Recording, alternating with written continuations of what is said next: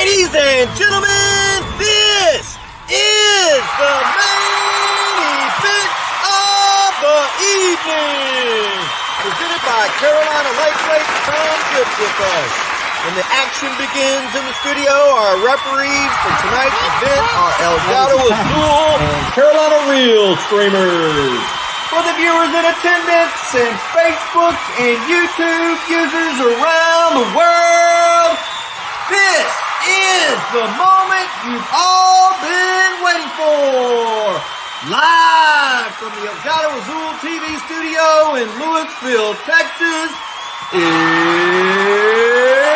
time! What's up, slime lovers? I'm your host, Chris, a.k.a. Elgato Azul. Partner in slime over here, Mr. Jamie Dunn, Carolina Lightweights. What's up? What's up, buddy? Welcome to the slime show, baby. Man, it's good to be back home, brother.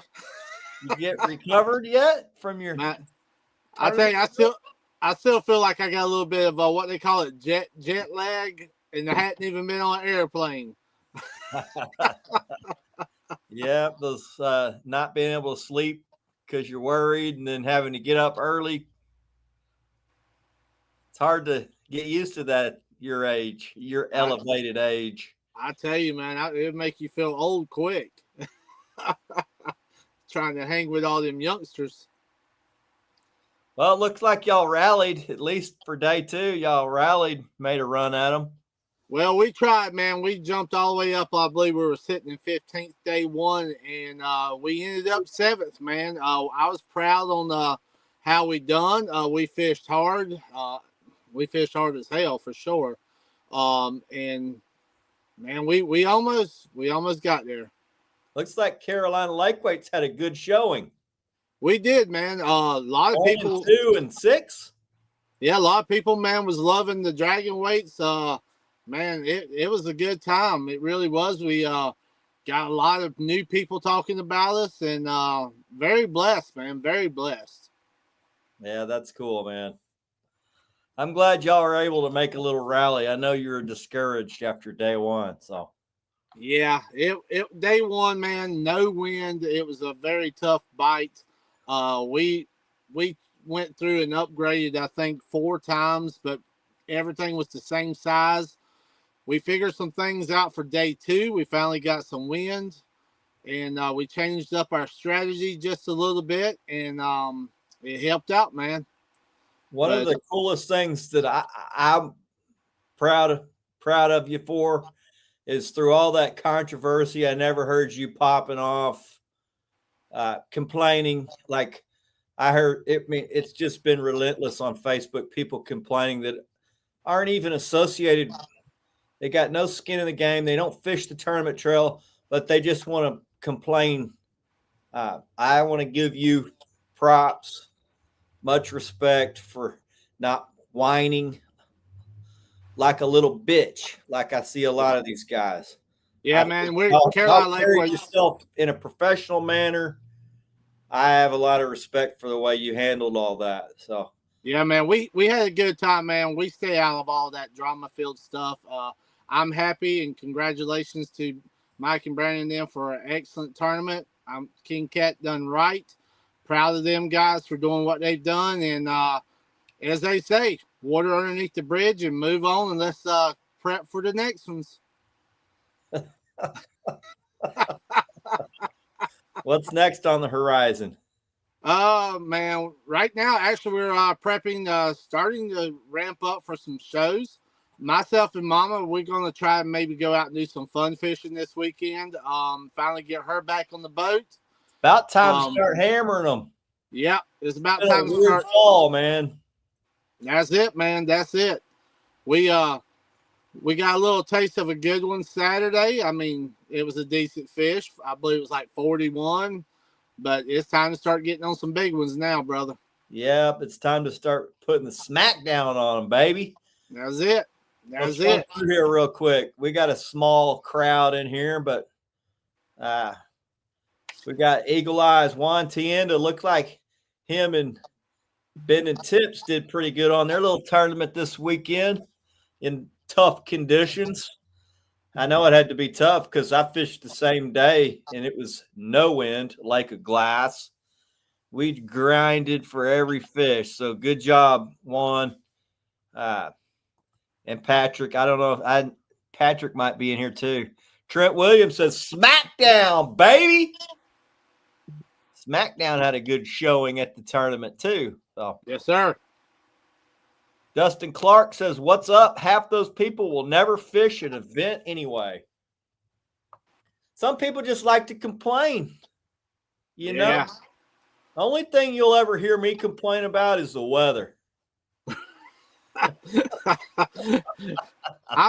I might throw a rod down every now and then, get frustrated, but I'm there to have a good time, man, and that's what we did.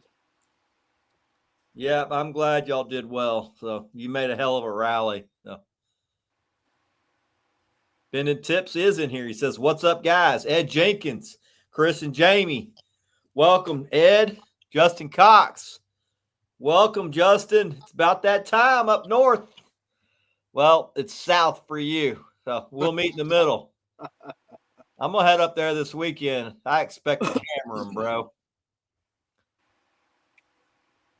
Patrick says it was brutal. Yeah, it was brutal conditions to fish. Lake of Glass. It seems like every Sunday I fish, it's Lake of Glass. So it's fishing, man. You can't go off what the weatherman says. He said it was west wind, 6 mile an hour. It was east wind, 2 mile an hour. He got it completely opposite. You wonder why they send the weathermen to school sometimes. They lie to us. Dwayne Bullard, welcome in, Dwayne. How you doing, buddy? Micah Burkhart, King of Tennessee, welcome. Jeff P. Stinkin, welcome in, bro. Yep, the bite is on the way, Justin. The bite is on the way. It's actually been here if you can go during the week when there's wind. But for us weekend guys, every weekend, it seems like besides 2 weekends ago, we had a good south wind. That storm was hitting, but I've only been able to fish Sundays. Football's over. I got a choice between Saturdays and Sundays. So I expect my production to go through the roof. Vess Cook says, what's up, Slimers? What's up, brother? We're going to get Vess his own shirt.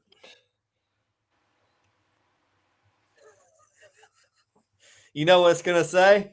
What? Fuck these fish.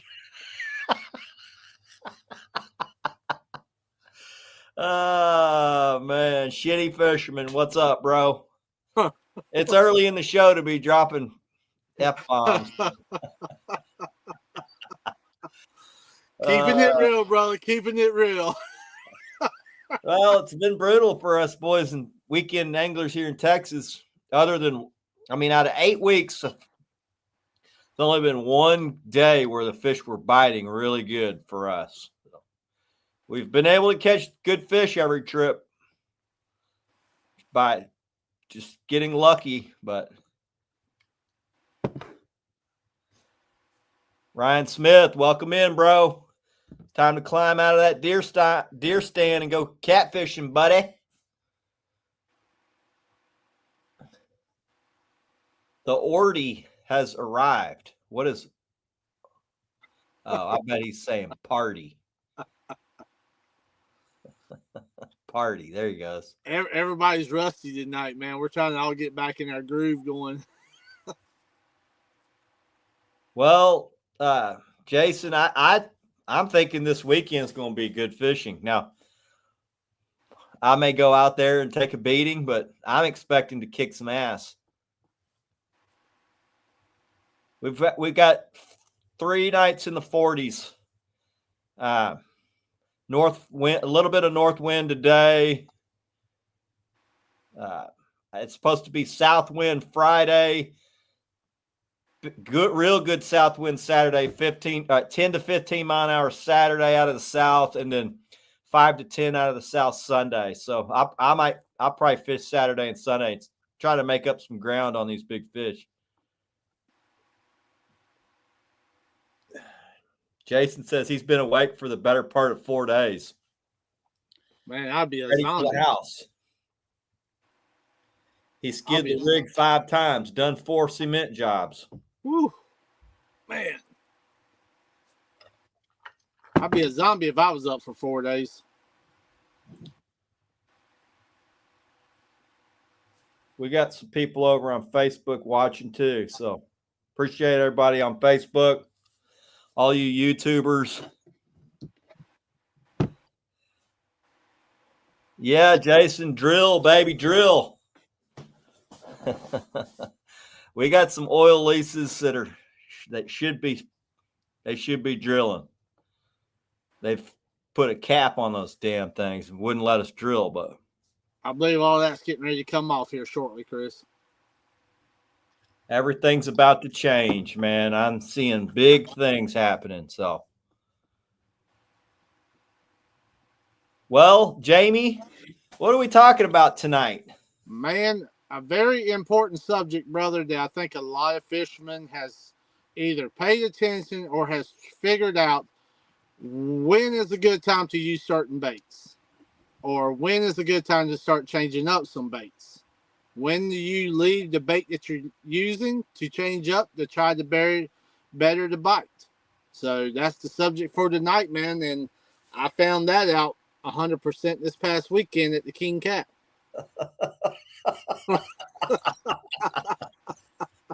Well, fish like, if you're trying to pattern fish, you're kind of wanting to use what they're feeding on. You're trying to build your pattern, and then you're fishing around that pattern. You kind of want to give them what they're trying to key in on. Yep. The only problem is this time of year, everything's really scattered.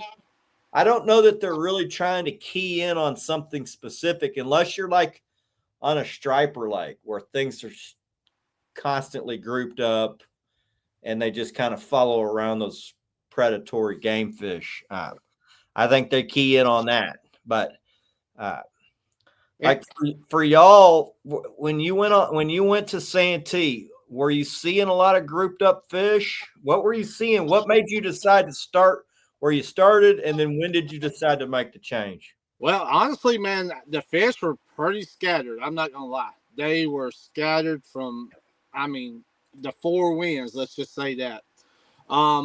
We started getting on. I talked with you. We started getting on a little pattern. Started figuring some things out a little bit late Friday. Earlier Friday. Well, let's back up to Thursday. Thursday, we got a game plan together and said, okay, we've caught a couple of fish here.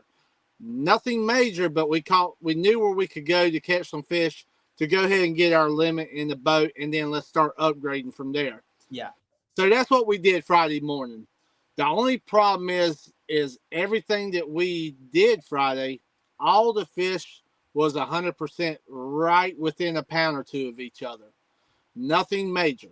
Some teams, a couple of the teams had figured some stuff out and got lucky. And I'm happy for them guys. We just couldn't find that pattern. So the whole lake was muddy? The whole lake was muddy. There was zero wind Friday. And you said the water temp was 69. Yep. Pretty much means they're scattered. Yeah. Well, we looked at the weather. We knew Saturday was going to be totally different. Saturday was a different ball game.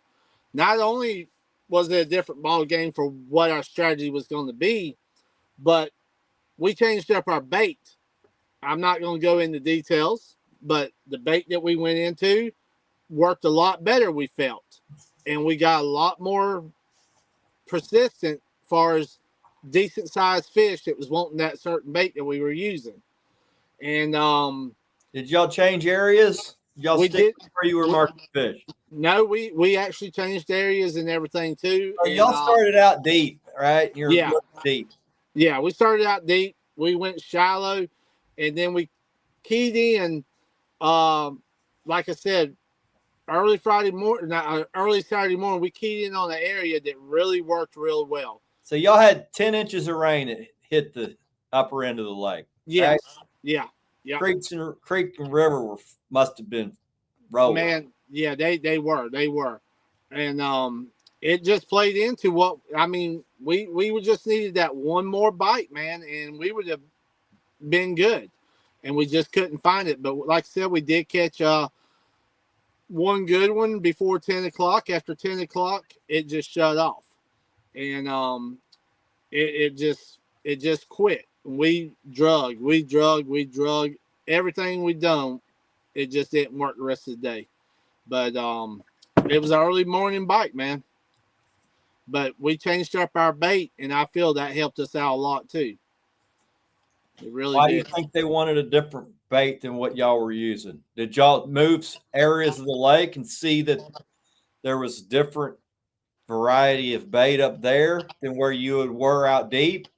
Yeah. I know out deep, it's game. Like, I know how I fish. When I'm out deep, it's a game fish game. Yeah. I do some game fish. When I move to mid depth or shallower stuff, it's, I'm using bait fish. Yeah. And is that kind of? That's kind of what it was like, Chris. That's kind of what it was, man. And the bait that we went with, like I said, it felt like it was a game changer for us. And I wish we had to use it on Friday to double check our thoughts on it, but we didn't. Because the practice during the week, we stuck with a certain bait, and it was, giving us good bites, but no big fish. So, like I said, we changed it up, and we saw some stuff, and it worked a lot better for us. It really did. Oh, y'all were using really big baits to start, right? Yeah, we were. And y'all had no wind? No wind. No wind. No wind whatsoever. High barometric pressure? Yeah, I mean, it was like I said, man, it was just. The weather was just I don't know, man. That's what we fished. Yeah. Super high pressure, 31 on the barometer. And like JP said, Saturday had pouring rain, low pressure, fish were taking bigger baits. That's it. Sunday, extreme high pressure came in, had to downsize baits big time. And that's a good rule of thumb. When you have a high pressure day, they get lethargic, they sink down into the mud, they want a smaller bait. And that's typically how when I downsize as well. But that has not been working for me lately. And because I still throw big baits. I'll put big baits out no matter what. And all of our fish come off big baits, even with that high pressure. I mean, we caught a channel cat that was it was a 14-inch channel cat, and it hit a 10-inch fillet of striper. And every fish we caught come off big baits, even on. I mean, I always throw some little stuff down the middle just to see, as a tester, and then I upsize as I go out. My biggest baits are always on my longest planer boards, and then everything gets.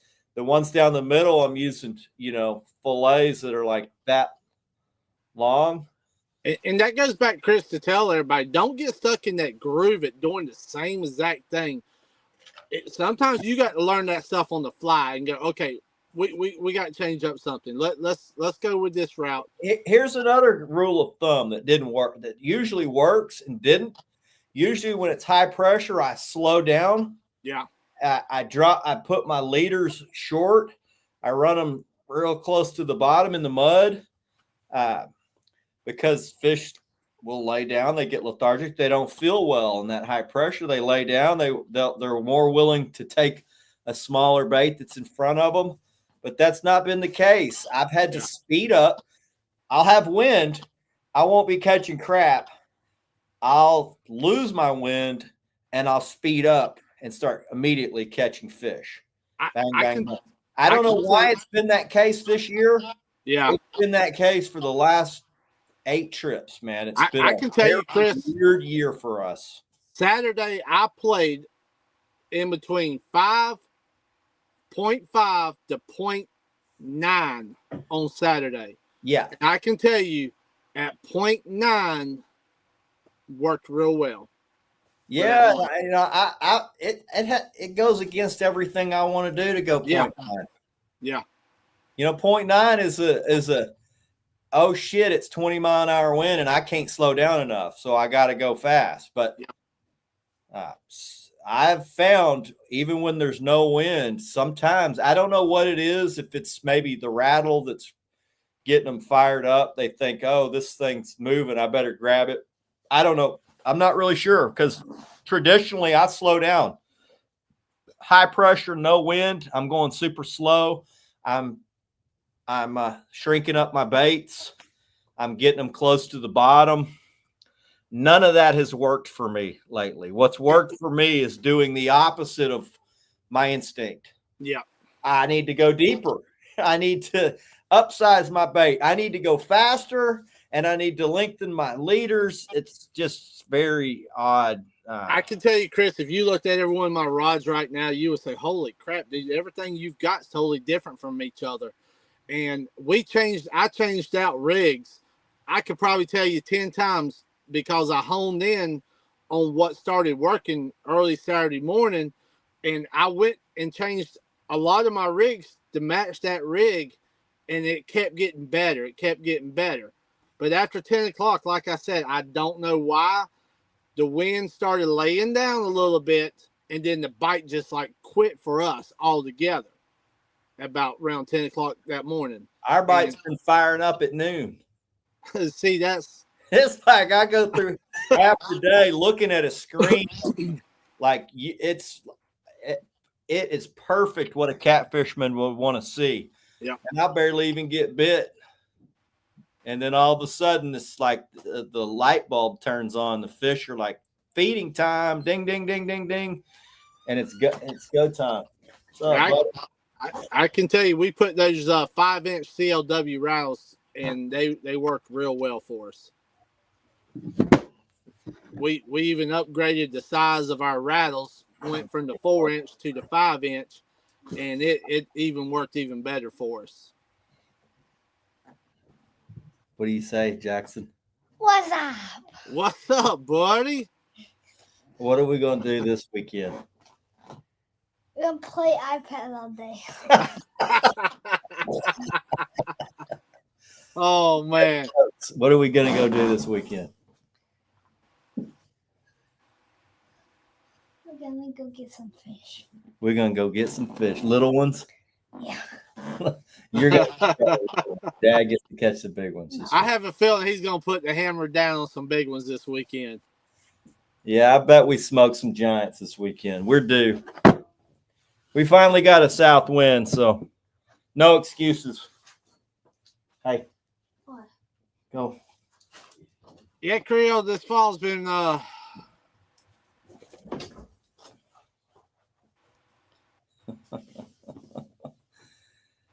Yeah, it's Jamie, did you freeze?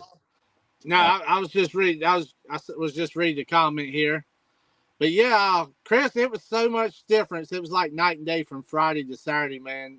And we thought we had it figured out, and we changed up and done a lot better. But damn, just needed that one more bite. Creole says this fall they protected their slow bumping technique, slipping back about 0.3 and using bigger baits. It's deadly for big fish when they're not so active. Yeah. And like I said, Chris, I went from the 4-inch rattles also, and I went to the 5-inch rattles that we have here at Carolina Lake Weights, and it helped out a lot. I mean, I was able to put that rattle on there, and we had some different size baits on, and man. Jonathan Coley says, fished a tournament on Saturday, and all our fish come off big perch heads with the CLW rattle. Did not catch a fish on shad or perch body chunks. Yeah. Pulling 0.3 to 0.5. Went faster, they wouldn't hit it. That's weird how so many different lakes, man, could be so different. Johnny, I'm gonna fish Texoma Saturday. Depending on how that goes, I'm gonna fish. If I nail some fish over 50, I'm gonna go fish it again Sunday. If I don't, I'm gonna head to Lavon. So we'll see how it goes, man. You see where Frank on Facebook was saying Chris got a 40-pound blue yesterday on Lavon. Yeah, I talked to him earlier on Messenger. So, yeah. I love Lavon. I usually hit it once the water cools off. I'll be over there almost every week when it gets cold. Lavon ain't slept on for me. I've been freaking putting the hammer down on those fish for years over there at Lavon.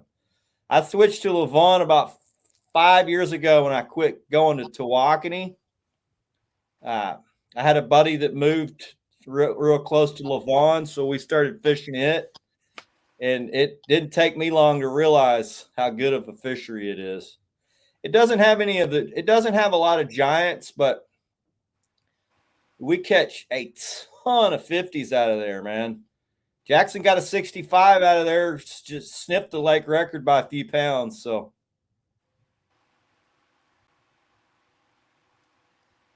Beth said Lavon was abusive to him and Trent. It's turning over.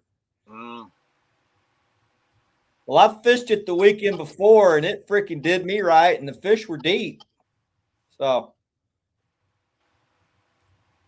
I think y'all went on a day where there was no wind, where everybody did bad. I fished up to Texoma, and I was on a giant pile of fish. And let me show you what I was on. It'll blow your mind. And I mean, we caught eaters and a 130 pounder. It was very slow day.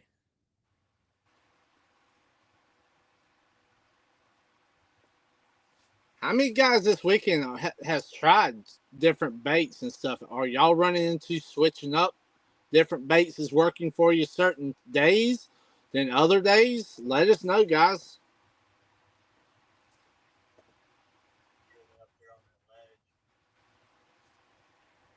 Trying to switch back here. Not deep. A lot fishier than up there on that ledge. I fished that all day long, man.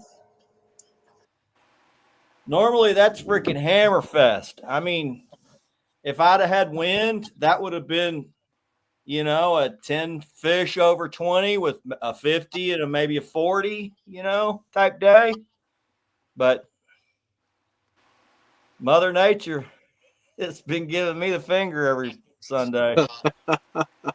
I've been getting that a lot too myself. Me and Beth fished it 3 weeks ago, and we were on the same kind of pile of fish, man, just stacked. We did even worse. I see where Vess said definitely switched up baits. It's crazy, man. I say it's like this. One day you're wanting a hamburger, and they're like humans. You go say McDonald's, you get you a hamburger. Next day you're like, man, hell, I don't want a hamburger. I want a steak. So you go and get you a steak. I always see. That's why I say have a little smorgasbord of different baits with you. Put them on your lines and see what they're really hitting. Until the water cools off, I believe they'll hit they'll eat anything. They're not particularly keyed in on one thing. When the water temp's right around 70, everything's scattered. Bait fish are scattered. Predatorial fish are scattered.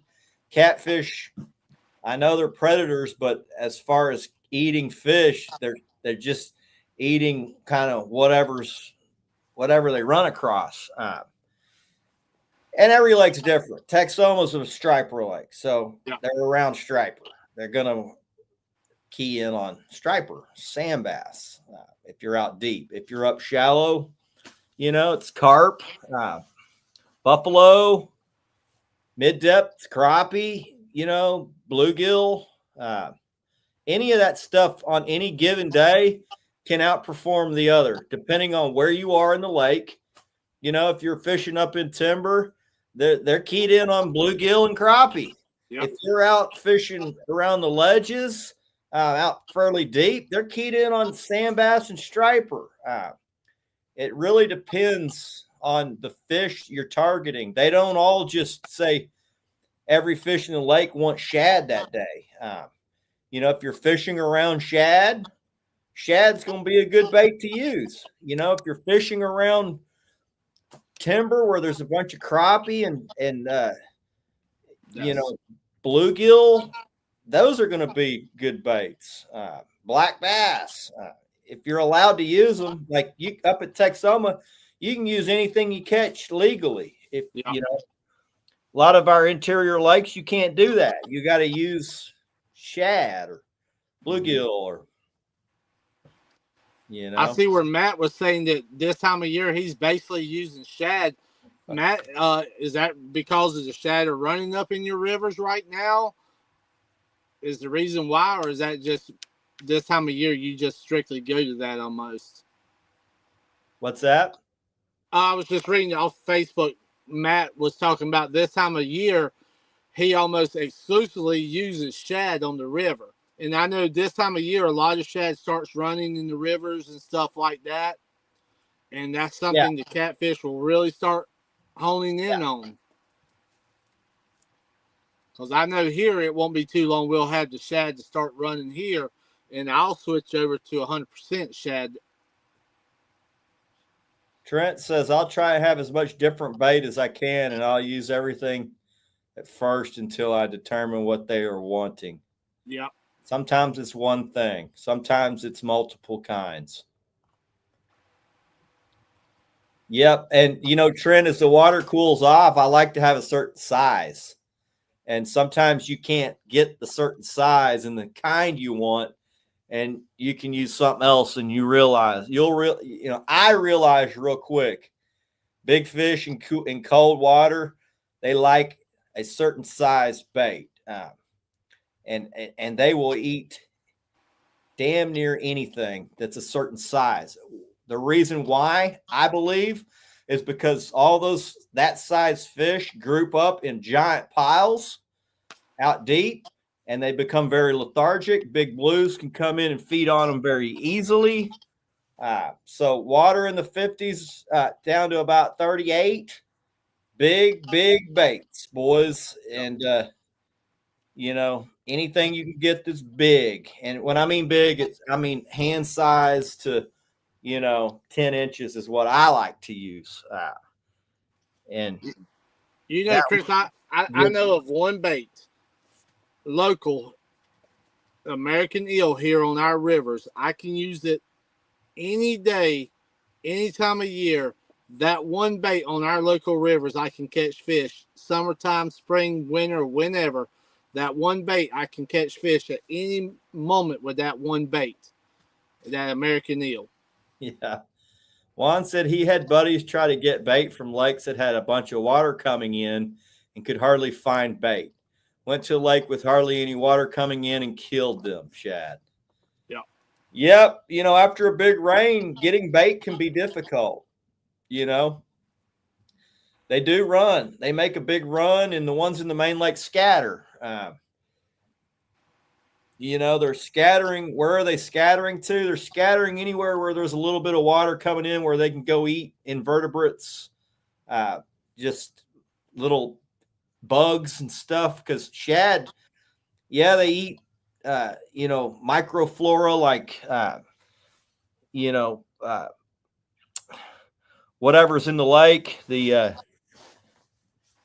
phytoplankton and plankton, stuff like that, and moss, but they also eat little miniature bugs and stuff that are getting washed in as well. So that's where they're running up into there to eat that stuff. And that's why traditionally after a rain, that's where you want to go, because catfish move up in there and do the same thing. They're eating those shad. They're eating junk that's floating in.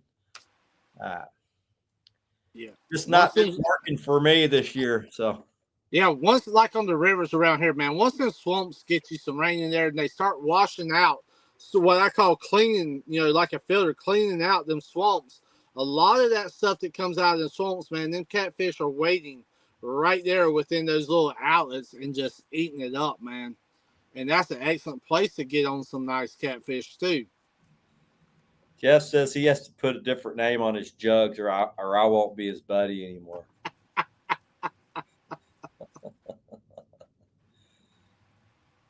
Oh man, Matt, y'all's water's probably not cold enough. Well, you're a lot further up north, so I don't know what your water temps are, but shad typically, gizzard shad don't group up until the water gets into the mid to low 60s, and then 50s. In the 50s is when they really pile up together. Yeah. That's when blue cats become more predictable as far as chasing big bait or big schools of bait. You can find them around big piles of gizzard shad. Redfin stays grouped up year round, but gizzard shad doesn't. They'll be in an area, but you'll see them and they'll all just be scattered around. If you throw your net on them, you'll get one or two.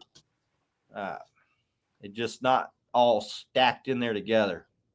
He says it's about 10 degrees warmer than it should be right now. Yeah, you know, usually we're laying waste to the lake right now. I mean, smashing 50s damn near every trip.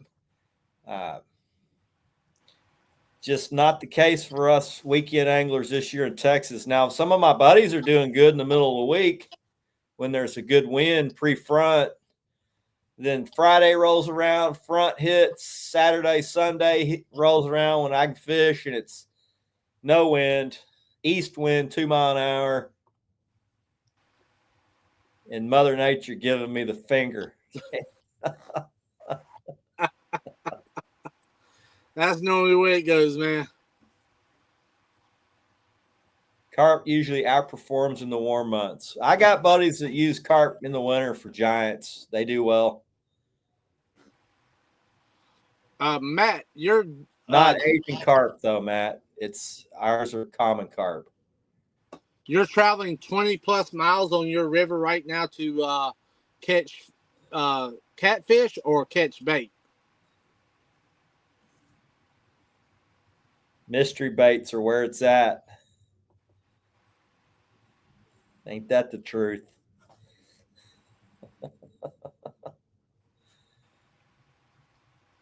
Handful of nice blues, 3 big flats, and they got a monster blue last Wednesday.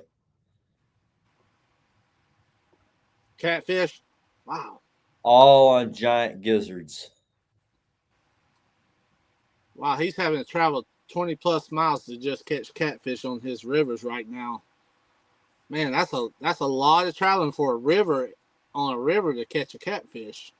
I've been traveling 75, 80 miles in my truck. You know why I asked that is because I know here on our rivers here local, I can basically, if they're not on one curve, I can almost go within a mile or two of each spot and, you know, be able to pick up a catfish and stuff. I'm just trying to wonder if there's something going on the rivers. Rustic finally found us. It's only been a year and a half, bro. Welcome in, Rustic. 2 to 3 miles.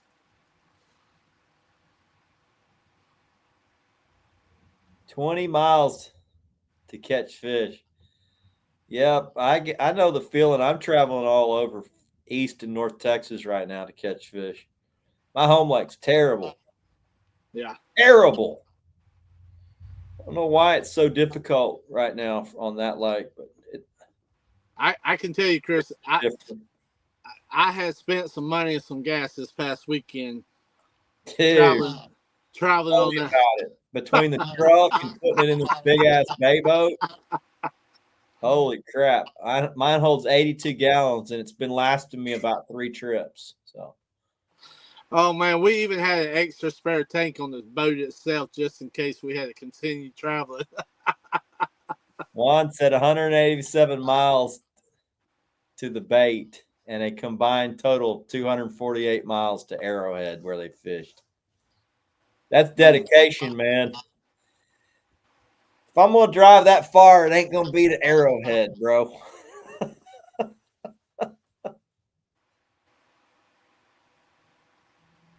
Once they hit 45 degrees, it gets much better and easier. For us, it's that 50-degree mark. I don't know if it's different because we're deep south, but water gets in the 50s. It's just freaking hammerfest every trip, unless it's, some crazy weather event that shuts everything down. But if it's a good weather pattern, it's just on fire here. That would be another show in its day. How much traveling fishermen do on a lake to just try to find fish. It's crazy, bro. Oh, dude. Oh, Come fish Texoma, boys.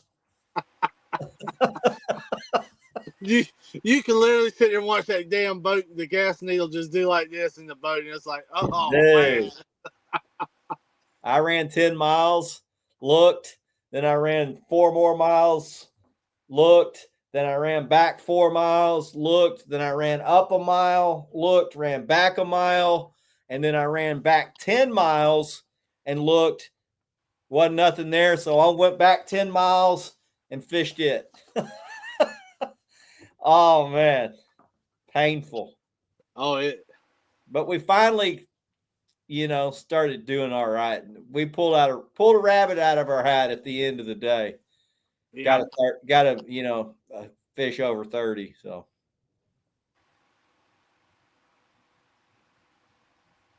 But yeah, I tell you right now, like I said, man, it's hard to beat if you're river fishing. And I know we got some river guys in here. And if you're able, guys, get you some American eel. I can tell you that bait will work any time of year. I don't care when it is, it will work. That will be your go-to bait for sure. Because I can tell you, I can have that bait on the boat with us on the river, and we can catch fish off of it no matter what time of year, low water, high water, it doesn't matter. And you won't need but one piece because it's so oily, and that oil that comes out, it just constantly during the day or during the night, man, just constantly keeps that bait good and fresh. When I'm up there at Texoma using striper or sand bass, I use the same piece all day. My buddy's like, "You going to freshen that up?" I'm like, "Nope." Yeah. Take a whiff of it. Yeah. You can smell that stinking stuff and so can the fish. And I use the same piece all day, and I'll catch 10 big fish on one piece of bait. Yeah, I have actually tried tilapia. Matt says, "Is it good frozen?" Actually, I take it. I'll tell you, you want it fresh, my friend. You definitely want it fresh. Because we were talking about that the other day, Chris. When we were talking about the frozen bait, the fresh bait. American eel is one bait that you definitely want to get fresh. I just saw Jackson earned a piece of candy. Let me go get him a piece of his Nice, buddy. But yes, I've tried tilapia here close to the salt water and stuff. I didn't really have a lot of good luck with it. Normally I won't go to that bait at all.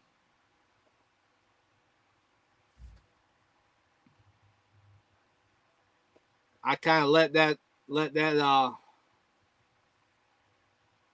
but I know there's a lot of people that's actually selling online American eel that you can actually get it pretty much alive through the mail to you. So guys, if you've never tried it, like I said, give it a shot on the rivers. I normally don't use it on the lakes, but I will on the rivers, wherever I got moving current.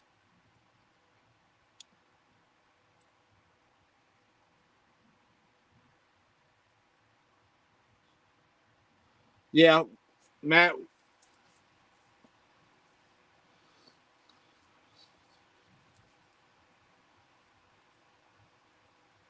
Yeah, that carp, I've never used it myself, so I couldn't really tell you a lot about it. Um, I just normally, like I said, normally lean to always trying to have fresh bait instead of frozen bait. Matt, have you tried that American eel?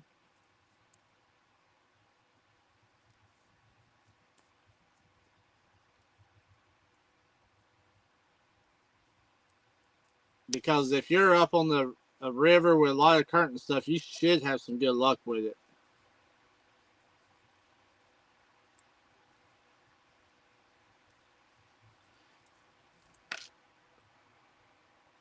Yeah, definitely. If you haven't, definitely give it a shot, man. Definitely give it a shot.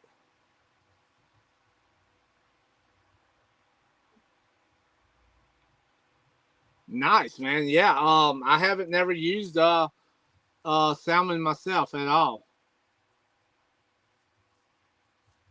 What kind of are you fishing? A lake system or a river system with salmon? And where are you located? I know. I've heard people have used the salmon as bait, but I've never have, and that's you're using it in a lake. What area are you from?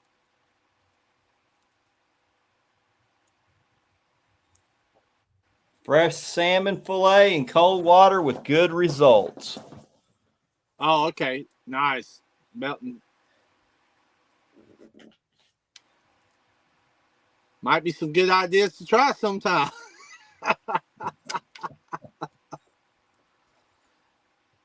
I can tell you, being here close to the salt water, I've used several different styles of bait, depending on if we got a lot of fresh water or not. I might ease over towards that salt water line and use some mullet and different things like that, and have real good results off of it.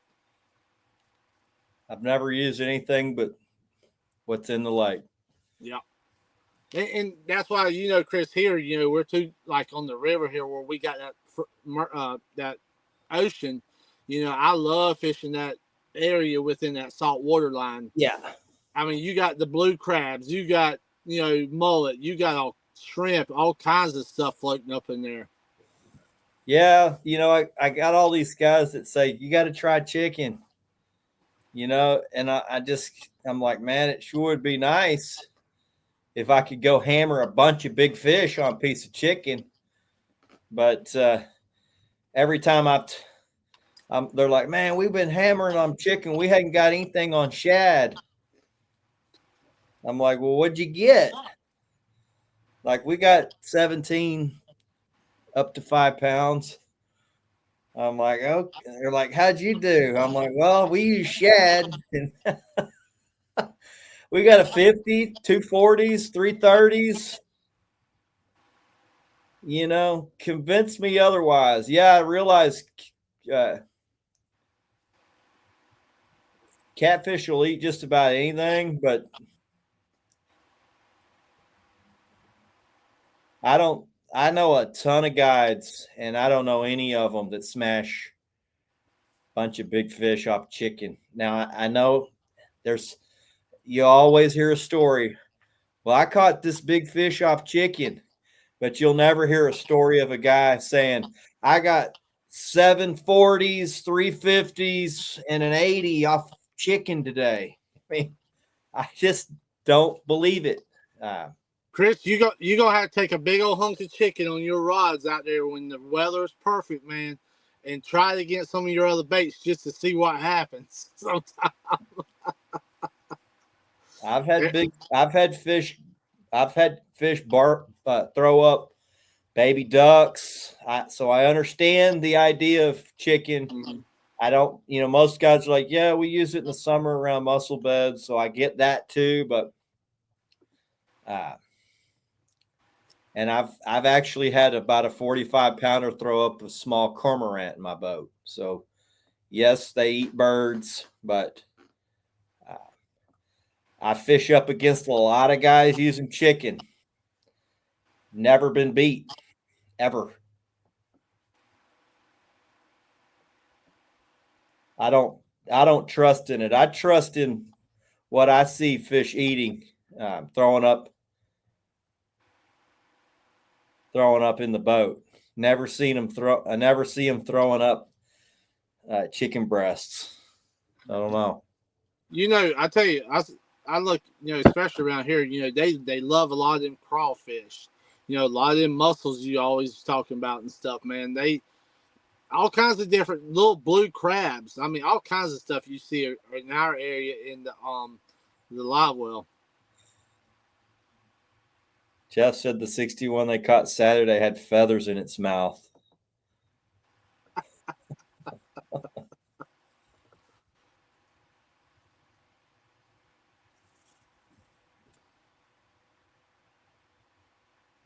Wow. Yeah, they ain't gonna tell them what. Yeah, catfish, man, they I've love a had to lot. throw up cormorant, small cormorants as well. So I believe that. And I've seen giant blues beach themselves when I'm fishing shallow in the spring around the threadfin spot. I've seen giant blues beach themselves trying to attack shorebirds that are standing on the shore picking off shad. So I know they key in on them, but when I see guys saying shad's the greatest bait in the world, I look at the angler, and it's never the greatest angler in the world saying that. If you know what I mean, guys. It's usually a guy who can't get bait, who uses chicken. I hope I'm not pissing off some of you guys, but that's just my take on it. I know you can catch giant fish off. I've seen people catch giant fish off of an earthworm. Am I going to start going and using earthworms because somebody caught a giant fish off earthworm? No.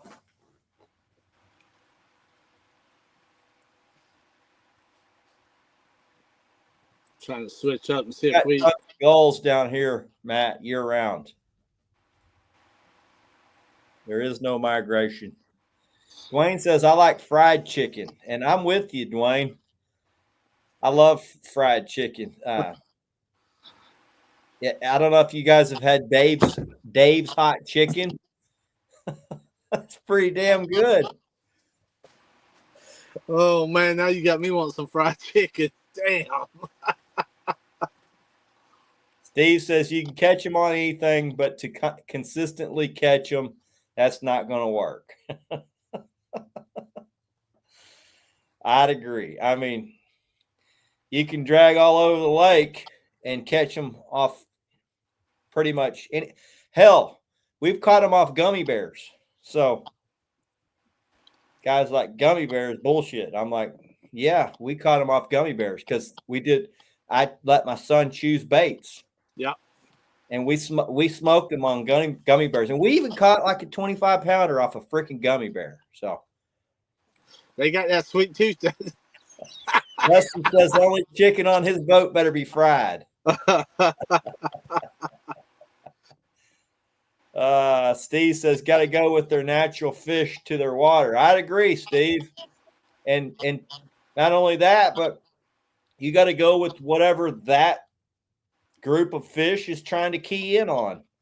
You know, they don't all eat the same diet. There's a wide variety of fish in a lake, and certain blues key in on certain fish in that lake. If you're on a big crappie fishery, you might find a group of blues that just love to target crappie, and they key in on crappie. If you're on a lake with a bunch of white bass, they just follow those white bass around, or striper, or, you know, y'all got perch. And yeah, you can catch them on shrimp. Yeah. I can back that one myself, my friend. Oh man, I ate some shrimp Sunday. They were damn good. So, Chris, didn't you have some crab legs in there too? Yeah, man. Yeah, we ate good Sunday. We were celebrating my son's football season being over, so he did well. Now I got at least 2 days to choose from on fishing, which my success rate will go through the roof if I can pick which day out of the two has better fishing. So try the lobster tail. Only way lobster tail, only lobster tail on my boat's getting eaten, Steve. Yeah, Put one of those in the lake.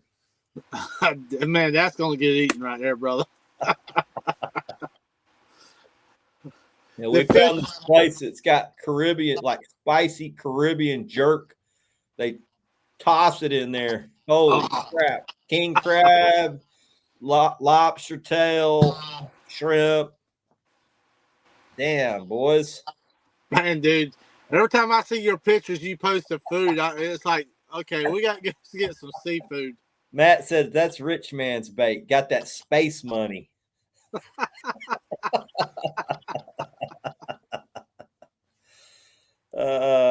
Common carp, hands down for Matt. That's his number one go-to bait. Mike, congratulations on your tournament, bro. You whooped Jamie's ass. Man, don't let that head swell up any bigger. Hey, he was dragging Carolina Lake weights, right? Congratulations, brother. Steve's over here balling out of control. Steve's barely got time to fish anymore.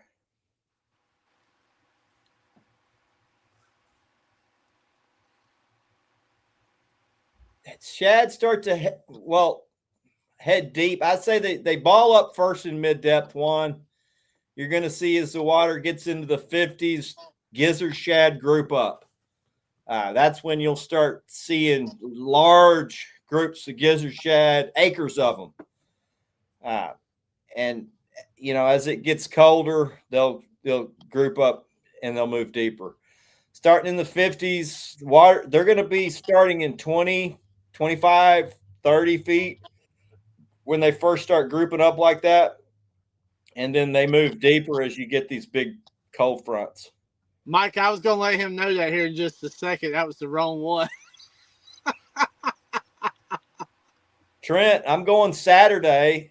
And depending on how well I do Saturday, which I expect to do well, I'm going Sunday too. So I got some making up to do. These damn east wind days is just ridiculous this year for us weekend anglers. It's just been brutal, man. So we got good winds Saturday. I'm going to head up to Texoma. I expect to freaking lay waste to them, man. And depending on how well I do, it's going to determine which lake I go to on Sunday. Steve says he don't even fish.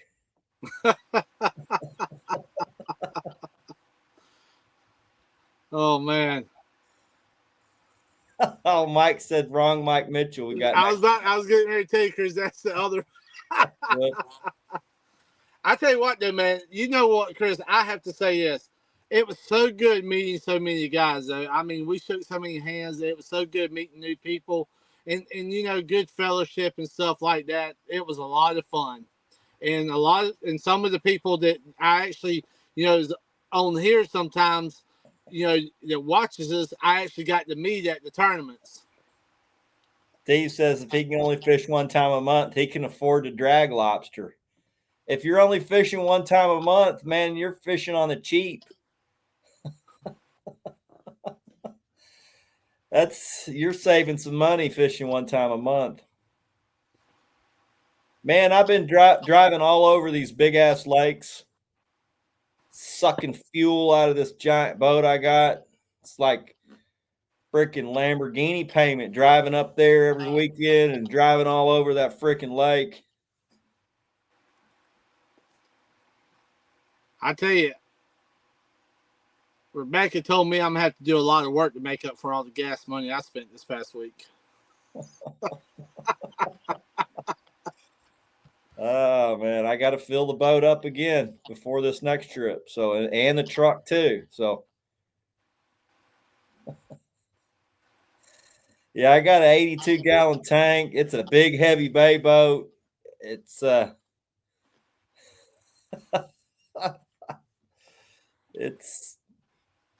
It does well in big water, which I'm going to need it Saturday. We got 15-mile-an-hour winds on Texoma. It's going to be freaking 4-foot rollers. So, but that's why I got it.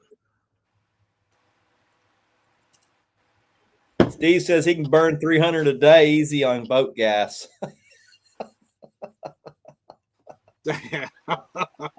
He's got me beat a little bit then.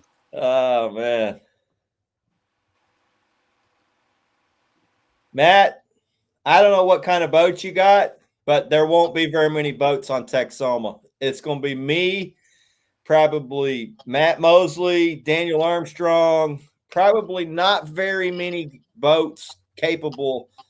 At 15 mile an hour, it's like 25 on most lakes. All the aluminum catfish boats, they're going to be sitting at the dock, or those guys will be sitting at home. It's just a different body of water.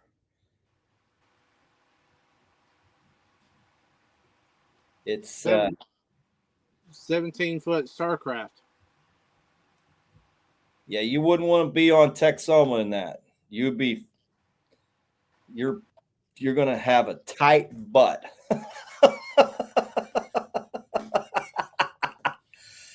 Oh, shit, man. Also, the thing is the size of the boats. It's got a bunch of giant ocean boats on it.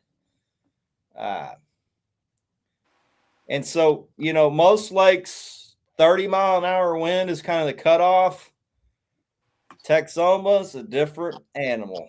And guys, till you fish it, you just don't know. I tell you, Chris, that's just like Santee Cooper, man, with that 24-foot Sea Arc that we have. I've seen days that had me, I'm not going to lie, man, just like puckered right up. Yeah, all the Sea Arc guys, they're gone long before. Yeah. Yep. It's an ocean boat lake. Yeah. Yeah. Now, less than 15, you can get out there, no problem. But you get out in that open water with 5-foot rollers, and not only you get a 5-foot roller, but then you got a big boat that also pushes a 5-foot roller. So now you got 7-foot, occasional 7-footer coming. That'll swamp a lot of boats. And it'll even put water over the back of my giant bay boat. Yeah. Chris, about how many acres is that lake? Oh, man, it's one of the largest in the country. It's 90 miles long. It's an incredibly large lake. It's Jeff, your boat's capable. You got a bay boat, it's going to be a beating moving around, but I don't know how many acres it is, Matt. It's just a monster of a lake. 89,000 acres. And there's just something, I say Texoma gets like biblical. The weather up there, I don't know. There's just something crazy going on up there on the Texas-Oklahoma border coming off those Oklahoma plains. The weather patterns up there get freaking crazy, dude. It's an insane lake to be stuck on when a storm comes. Chris, I've heard people talk about lakes generating their own wind. Do you feel that a lake that size can generate its own wind sometimes? Well, first of all, the length of it, the size of the waves can get on a lake that's that long. If you're in the right section where that water's blowing all the way across. But then the size of the ocean boats that are on that lake, when you get one of those in combination with big 6-7 foot rollers, you're talking like a tidal wave type, crazy size waves, man. That send most guys. And I'm not. I'm crazy. You know, I'm like Steve. I'm freaking crazy. I fish in lightning storms and shit. And my buddy's like, "Is it safe to be out here?" I'm like, "No, not really." But Just tell him, yeah, man, it's I've fine. been It's out gonna here be doing good. it for 30 years. It hadn't killed me yet. This may be the day. You know. I Just, can't tell you how many times my wife's called and said, "You guys all right?" I'm like, "Oh yeah, we're fine." just tell them to hold up that rod and reel even higher, Chris, when they go to cast. Oh man. Wayne says Livingston's 83,000 and north and south winds gets bad. Yeah. Yeah, any of these big like Steve's over there on Wilson and Wheeler, and that's another giant lake. With when you get the right angle wind, you're going to have ocean like conditions. It's not for everyone, but that's the reason I bought my boat. It's a high side bay boat made for going offshore to like fish the platforms and stuff, and that's why I got it, so that I can go fish those things and be somewhat safe. Now, I still get rollers over the back of that thing, and it's a massive boat, but it's got 2 bilge pumps, you know, so, and sometimes they're working overtime.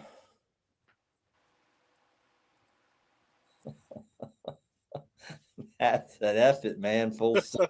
Full send. Oh man. I'll be out there in it. I expect to do well. It's going to be rolling, you know, especially I'm going to head up. I'm going to fish a different section of the lake than I've been fishing. And it's going to be real rough up there. Matt says he's about that life, and I am too. There's something that makes me feel alive, man, when I'm putting my life on the line. I mean, it's not that bad.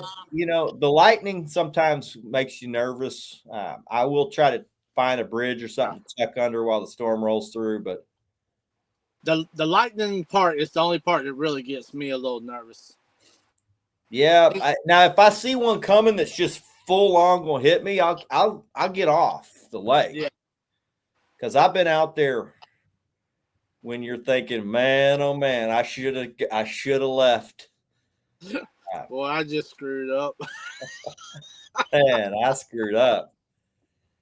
But I've been fishing my whole life. Got my first boat when I'm 14. I'm 50 now. I've been fishing every week. I've got a pretty good feel for dangerous water. It's what sinks a lot of guys I know how to deal with. So, and having the right boat, you know. Yeah, man, I got 378s. I got a 10-foot. I use any of them and all of them sometimes in conjunction. I feel comfortable fishing in 30 mile an hour or less. Once it gets over 30, your lines are blowing down into the water. It's just not fun. Nothing's working right. My 7-foot socks are the old Cabela's. I bought a whole case of them when Cabela's went out a bit. Well, when Bass Pro bought Cabela's or vice versa. So I bought a case of 10 because they're my favorites. And I love those. I also got the 10-foot. It's a place out of South Carolina. What kind of drift sock you got, Jamie? I got Eastern. Yeah, Easterland. I got a 10-foot Easterland. Yeah. I think I've had that one now for almost Chris, I won't say almost 5 or 6 years. The one we've had. Yeah, that Easterland's a high quality one. Yeah. It's harder to deploy. It's even harder to get undeployed. Oh yeah. If you're in 25-mile-an-hour wind trying to get that Easterland in, damn, by yourself, difficult. It's a hell of a drift sock for sure. Yeah, it's good drip sock. And while you looking into those, we were talking not too long, guys, about stuff to hold your catfish with while you weigh them and stuff. Look at their slings while you're there. Also, they've got the Yeah. slings that will protect them. I wish I could show. I was going next Wednesday. I'll bring mine in and show it to y'all. They're a gray looking sling. Won't take the slime off their backs or nothing. So definitely check their slings out and tell them we sent you over there, guys. Yeah, I'd be interested. I'd like a lighter weight one. That one Yeah. I got is RS Net, super high quality, but it's webbing. Yeah. Webbing's this hard on big fish, man. And this I this one. don't even weigh them anymore unless it's like for money. Yeah. I mean, like, what's even the point, really? I mean, I got a pretty good idea what it weighs. Now, if it's a PB on somebody on the boat, I'll weigh it for them. But I don't even care. I pretty much know how much they weigh within a few pounds. So Yeah. and I think the weighing process injures and hurts a fish more than anything. More than the pulling them up out of deep water, more than the taking the picture and hugging them and all that. It's putting them in that freaking net. Yeah, and that's one reason that I will say I like this, because it's basically just a solid piece of material with no netting on it or nothing that you can weigh them in. Yeah. Yeah. I mean, we'll take a picture with my son, and he's pretty much catching all the good ones now. So take a picture with him and send it on back. That's it. It was, we call it, if it's in the 20s, it's a 20. If it's in the 30s, it's a 30. If it's in the 40s, it's a 40. If it's in the 50s, it's a 50. Now, if we get up over that, we're probably going to weigh the damn thing, because I like to know what they weigh.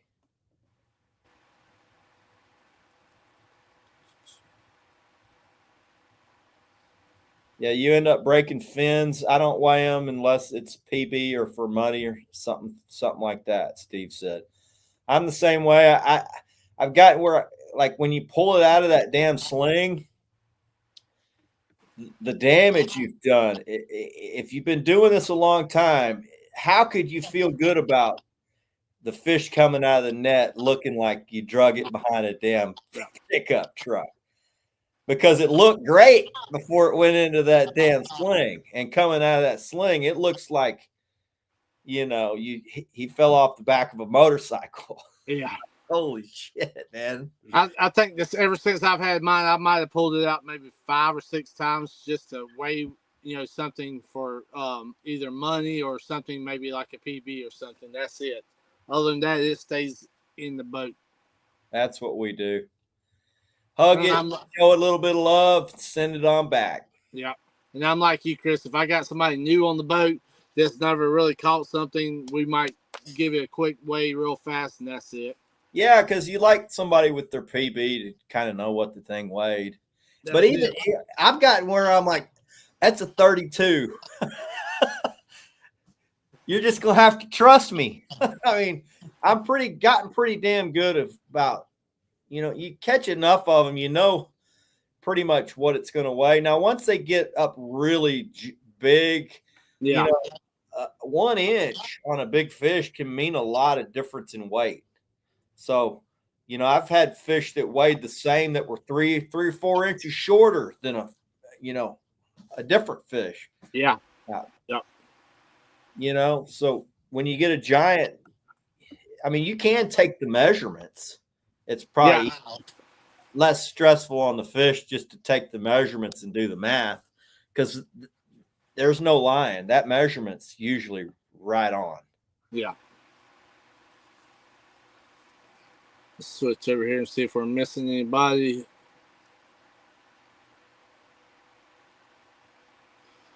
Yeah, you know the difference between 50, 60, 70, 80. They look bigger. That they get what? Yeah, they also have different features, Steve. Whereas once they get really big, they have a different feature. Their chin is different. Their jaws are different. Uh, their eyeballs are a larger size.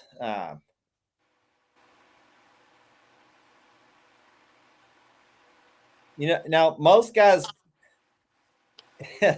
they say they weighed it, and then they tell you a weight. They don't show you they weighed it, but they tell you they weighed it, and it weighed this. Now, uh, You see quite a bit of that. so if I got one that's for the money, you got to weigh it on video. Yeah. Guys like, oh, that was only, you said that was whatever, and it was this. I'm like, well, right there, wait on. You can say whatever the hell you want. We weighed it on video. We measured it on video. Take our measurements and plug them into the freaking computer if you want. Yeah, Steve, they got bulging eyes. They got a jaw, the tooth patch in the jaw is it's like a Red Bull can when they get big. They just look different. And guys will say, this is an 80, and it's a 60 because hell, we've caught a bunch. I mean, I don't even need to weigh the thing for you to know what you're telling me is an 80. It's not an 80, it's a 60. These guys saying, oh, this is a 100-pound fish. 100-pound fish don't look. The fish you're holding up has the characteristics of a 65, 70-pound fish, and you're telling me it's 100? Now, Matt's fish that he caught last week, that's a different caliber of fish. That thing was right around close to 100 pounds. I don't know what it weighed, Matt, but that was a great fish. 60, 70, 80, 90 in person is massive. There's no doubt. And, these guys holding up this 100-pounder and they're still looking up over it and they're holding it like this. I'm like, that's not reality. You can't even look like an 80 fills up the whole. Yeah, you can't see nothing, your face or nothing. So when you put your hand in an 80's mouth, it doesn't fill up the mouth. It's like here, there's still a lot of mouth,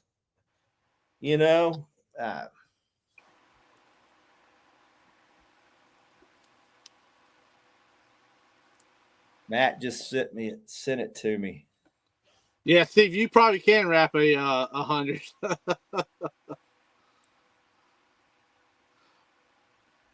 Yeah, I was about to say 8 foot, and he probably could. Yeah.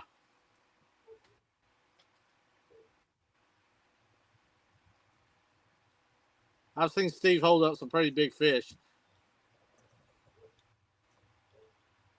Oh, nice. And now, that one's pushing 100, probably right under 100. And I saw another guy claiming he caught 100, and it didn't look anything like that. I'm like, come on, man.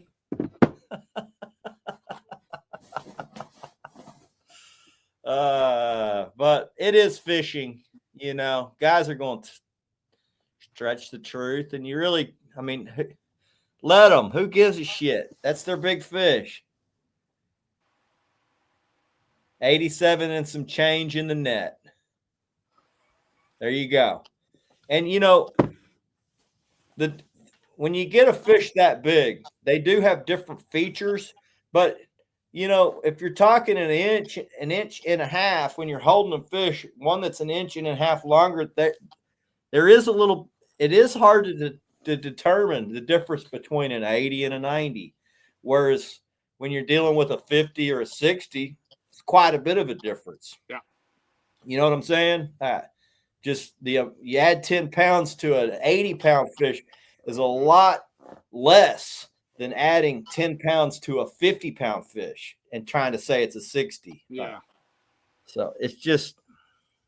Jeff Martin says, I need to lose weight so my fish look bigger in pics.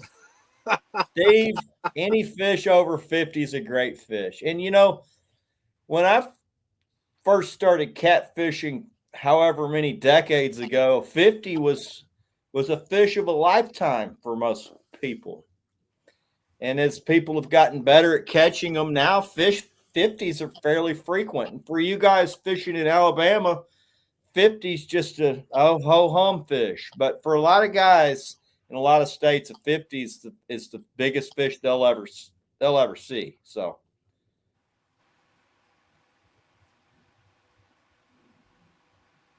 Steve said, yeah, but I've seen bad pics of fish that were 90 to 100, but they were weighed.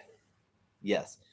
Well, I mean, Yeah, standing way back and there's all this stuff around you, some guys don't know how to take a picture, When you're taking a picture of the fish, nobody wants to see your pant legs and your all this other crap that's in the boat. They want to see the fish. I mean, when I'm looking at a fish pic, I want to see the fish.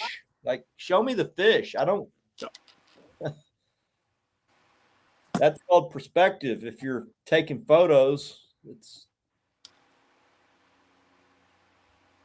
50s are kind of the benchmark for a really big fish. I say. And even 40s are fun. I love when my son catches a 40. Oh yeah. Hell, I get excited when he catches a 30. It doesn't really do the trick for me, but hell, Chris, I'm gonna tell you, after catching plenty of 20s this past weekend, hell, when I caught that, I believe it was right at 42 pounds at the King Cat this weekend. Yeah, hell, I was pretty good.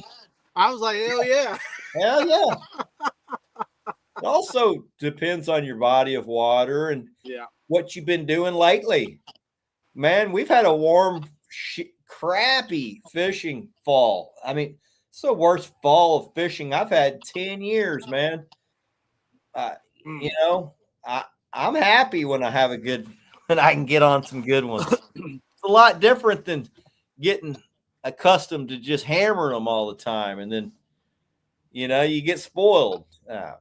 Yeah, hell, like I said, that was fun just trying to upgrade from a 20 to a 40. So it was a lot of fun. I was like, hell yeah.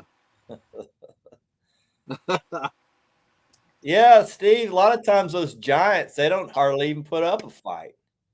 I don't understand it. And you think sometimes I got this giant on and you get it to a boat and it's like a 40 and you're like, damn. And then later in the day, you'll catch a 60 or 70 and it don't put up nearly the fight that that the 40 did. It's like, and Chris, like Saturday, that one that we caught, actually, the whole time I was fighting that fish, really just acted very sluggish. I don't know why, but he really, until we got right towards the top of the water, did he start acting up a little bit. But it acted very sluggish the whole time I was fighting that fish. That 80 Jackson caught swam straight to the boat. Didn't even put up a fight till it got right under the boat and then went, came to the surface, went haywire. It got all up in the prop. I'm like, oh shit. That's like that one. I could feel the rope off of the drift sock Saturday, and I'm sitting there going, "Oh crap, dude! No, not this." Yeah, Steve said when you catch one in shallow water and 6 feet or less, it's on.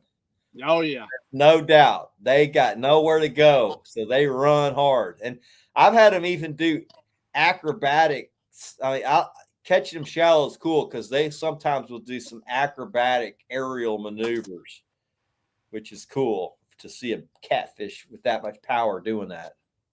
I'm gonna tell you, some of my best fish, I mean, some of the ones we've caught in shallow water, has been the best fight that I've ever had.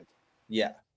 Well, that one Jackson got like that was in 4 feet of water. It just came straight to the boat. It was meant to be. That's it. If it would have fought like he could have, I don't think he'd have got it. He'd have had a hard time getting it in. It had every line of ours crossed, but it just kind of came to the boat and then fought right underneath the boat. So Yeah, Steve, I've had some like for sure. I've had some like that, man, that was hell trying to get them into the net because of the shallow water. yeah, right when they get up there by that net, they're like, no freaking way I'm going in that net.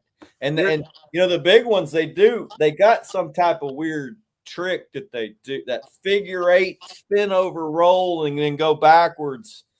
And if it's because a big one, if you don't have it hooked right and it's like in that tooth patch, when they do that weird twisting figure 8 roll right at the net, and it's like gone. Like, damn. Yeah. They got that fish had some tricks. Yeah, I was very shocked that I didn't even get to feel just maybe the tail swipe a couple times on that one Saturday, and that was it. Now when we got him there to the boat, like I said, he got around that drift sock and everything. That's when he started acting up. Matt says his took 2 short runs and then just swam into the net. And that's like cold water fish. A lot of them don't even make runs. Hell, they'll surface 50 yards from the boat, and then you just drag them in like a freaking a bucket,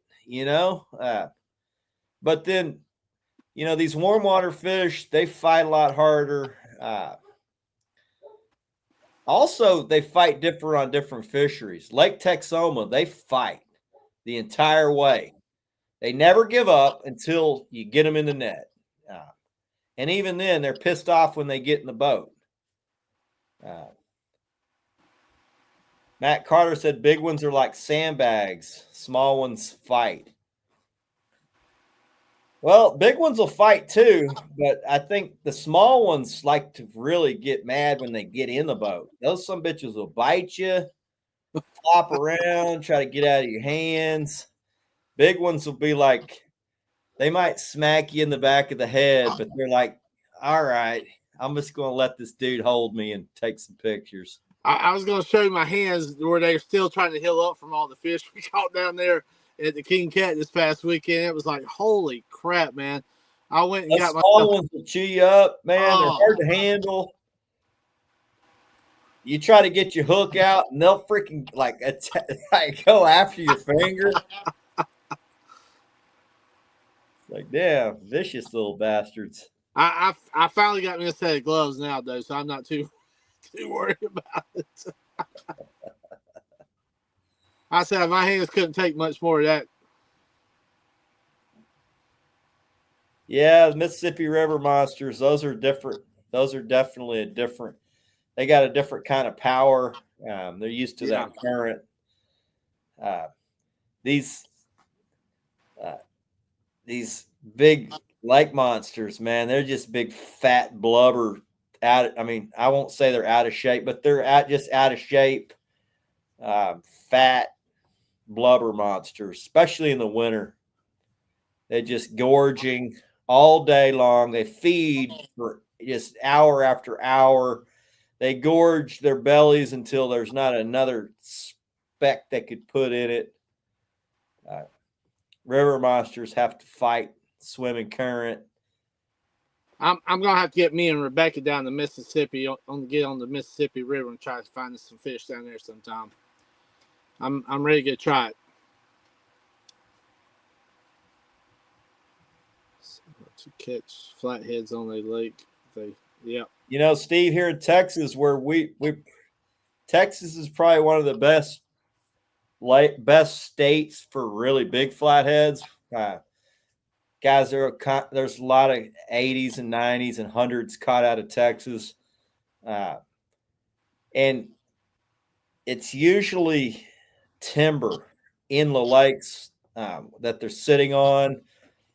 These guys will pull them out of old drainage bar ditches with like a pipe, and they'll be in the pipe. And the guys that are really getting good at it are all using live scope.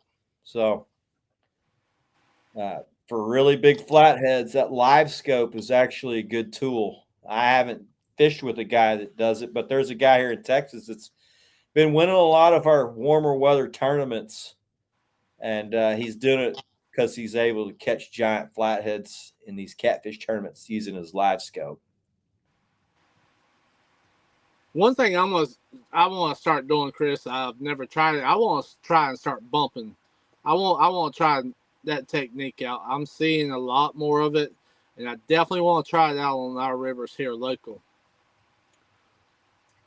And see how it works. Man, we're all just big water lakes, so we don't have any real rivers to bump in Texas. Yep. We have the Trinity, but I don't ever really fish the Trinity. It's so freaking polluted and nasty. I will fish it for alligator gar, but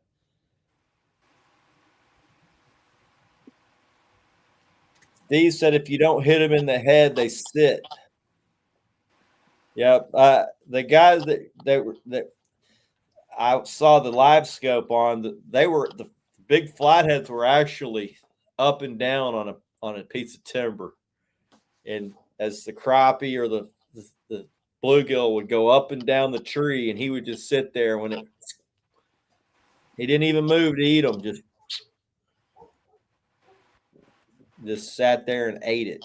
And that's how he was fishing. He was pulling up. He had one rod on the boat. He was dropping straight down. He would live scope them and put the freaking bluegill right in front of its mouth, about this far from its face, and just sit there.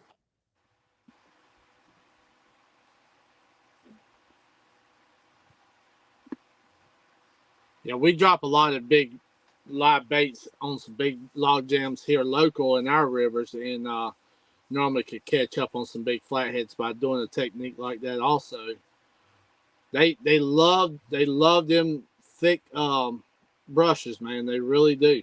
Brad Davis says, "How fast is your current, Jamie?" It all depends with the water and stuff like that. Right now, I haven't been there in a while. I'll probably say it's probably a good maybe 3 to 4 mile an hour right now. That's probably around a normal speed right now.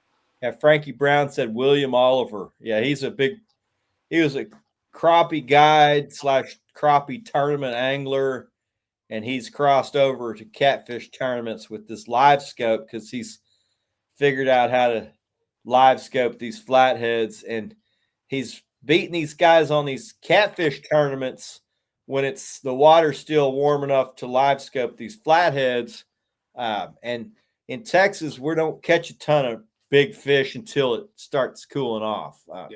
Our fish have a big blues in Texas have a real short bite window when the water's hot. And I mean like 30 minutes out of the day. So he's able to go in, live scope these flatheads, and he's been winning all of our tournaments and pissing a lot of guys off, saying it's cheating. And I mean, I'm just like, to me, it's just another tool. Why don't you go figure out how to use it? The haves and the have-nots. There's always somebody freaking complaining about something. So quit complaining and just go do something different. If you don't like it, then don't fish against him. You know, that's definitely a tool within the future that we are planning on getting for our boat also. But them things are so damn expensive, man. It gets hard to afford some stuff like that. Later, Steve. Have a good one, buddy. Yeah, fishing's gotten expensive, but I'm not going to fault somebody else who got an expensive boat, expensive graph. I wish I could have it all. Yeah, I'm not going to knock some other dude that's got it. You know, I'm like this, Chris. With what I got, and I try to do the best with what I got. You know, I'm like this, man. If you beat me, good job. I need to step up my game. I need to find something that works a little bit better than what I'm doing. It's constantly going to make me go back to my drawing board and go, okay, what should I have done different? What can I do different without having to go spend $7, $8, $10 more $1,000 on equipment? Yeah. You know, as a fisherman, you know, a lot of people, you know, it's tough money to come by. Hell yeah. That's a lot of money. I know for me, the only reason why I've got that boat out there is because I got it for a hell of a deal. or I wouldn't have it right now. But you know, people can be beat any day. You know, guides, they can be beat on their own lakes any day, any night. You know, I encourage, bring it on. Let me go against the ones that think they're the best on that lake. I want to fish against them. I got So, guide buddies on every lake in Texas, and it's a good measuring stick when you go to their lake. Now, yeah, they kick my ass most of the time when I go to their lake, but I'll tell you, it ain't all the time. Sometimes I beat them, and I'm like, all right, well, I just beat the king of whatever lake I'm that's it. on. I can feel good about myself, and I'm not trying to compare myself with any of them. I'm just trying to go have fun That's when it. I'm fishing. That's it. That comparison stuff, I threw all that out the window a long time ago. I try to be friendly, um, and I try to help guys. From all the guys that have helped me, I try to pay it forward to the next guy. Yeah.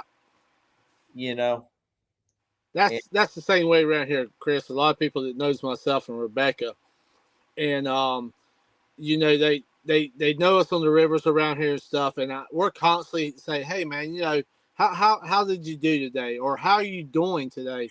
And they say, "Man, it's kind of slow, and we might have fished somewhere. Hey, go up here, try this right up around the corner, around this brush pile. Go catch you a few or something. It makes you feel good when you're able to help people, and everybody comes to you and talk to you. Yeah, I it does make you feel good to beat them. That's for sure.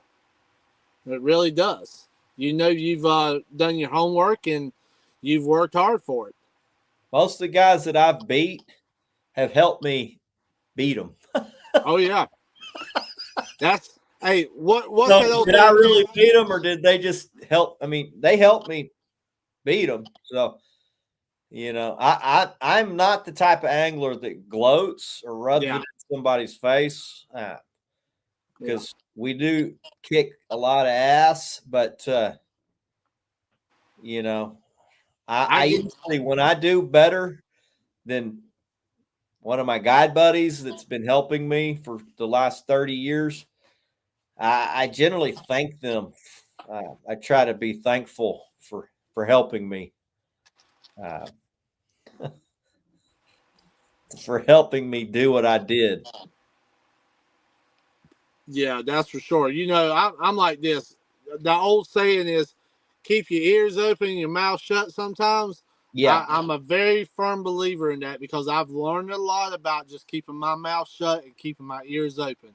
Because there's a lot of people out there that knows fishing 10 times more than I do. And some of these old timers on these rivers around here, man, I listen to because they know their stuff.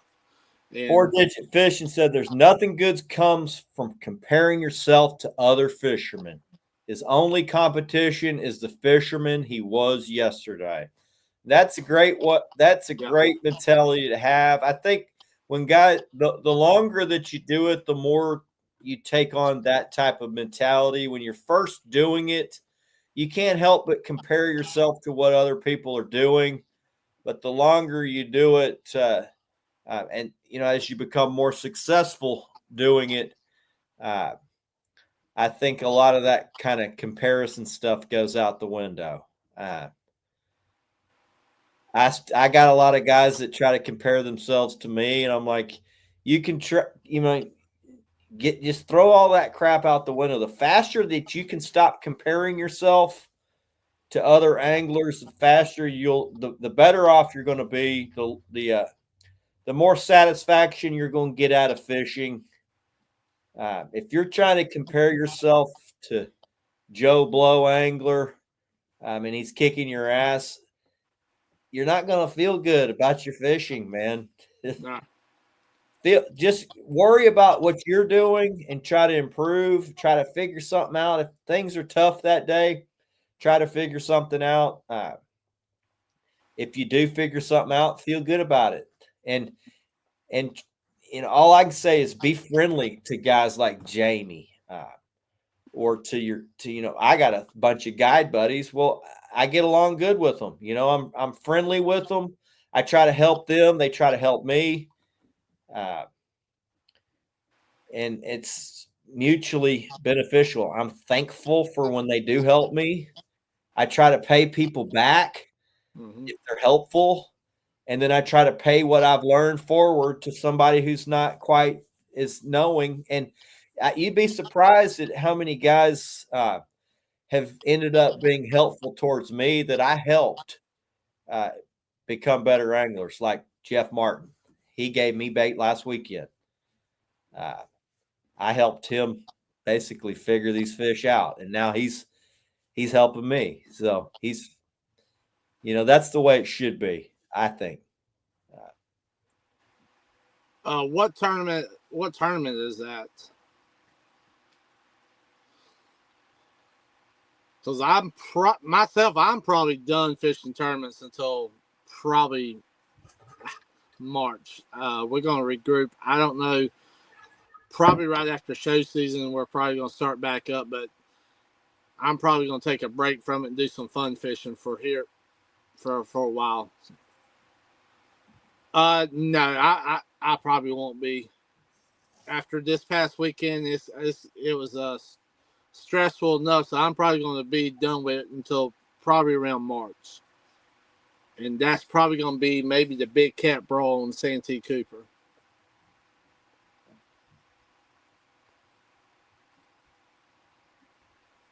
Because I think next year, myself and Rebecca, we've kind of got some big plans. We're going to sit down and get our schedule together, and we probably going to do some more traveling next year as far as tournament fishing. Where y'all going to travel? We got to wait until some schedules come out first, Chris, and see if we're going to hit a trail and go with it, or we're just going to pick a few here and there. We've talked about a couple different ones, but I'm just waiting on some schedules to come open shortly before we can find out pretty much where we're going to be hitting. I was thinking about getting back into it. We did a lot of tournament fishing 8, almost 9 years ago before I had Jackson. But, seeing what I've been seeing, I don't know that I want to get him into it. Yeah. I think it's got a lot of guys showing bad examples of. I don't want my son to be around some of what I've been seeing. It's become a different world out there than what it used to be. I'm hoping and praying we can kind of get back to normalcy. I don't know if it can. Just seeing how social media has happened, how politics has got people so up in an uproar, the way that people communicate with each other online. Yeah. I see the same thing happening now with these, like this tournament deal. The whole catfishing community is. Well, I will say this. One thing you won't see is Carolina Lake Weights or myself, us involved in drama, because that's one thing we will not be involved in. I'm the same way. I pull myself out of that. And when I see, if I hear someone complaining, you know what my dad said, you can complain, but guess what? Half the people that hear you complain, they're happy that you're freaking complaining. And the other half don't care. They don't care. And so I'll walk away from it, man. I don't want nothing to do with it. I just want to go and have a good time. That's what I'm here for, man. I'm here for a good time. Skills. I want my son. I want to make memories with my son and my friends. That's what's become important to me in fishing. Trying to help people, and real brotherhood. So that's it. I do it because I enjoy testing my skills against a lot of other anglers. It makes me feel like trying to improve myself even more. I used to be the same way. I used to want to, compete against all the top guides and stuff in our area and all our best anglers. But,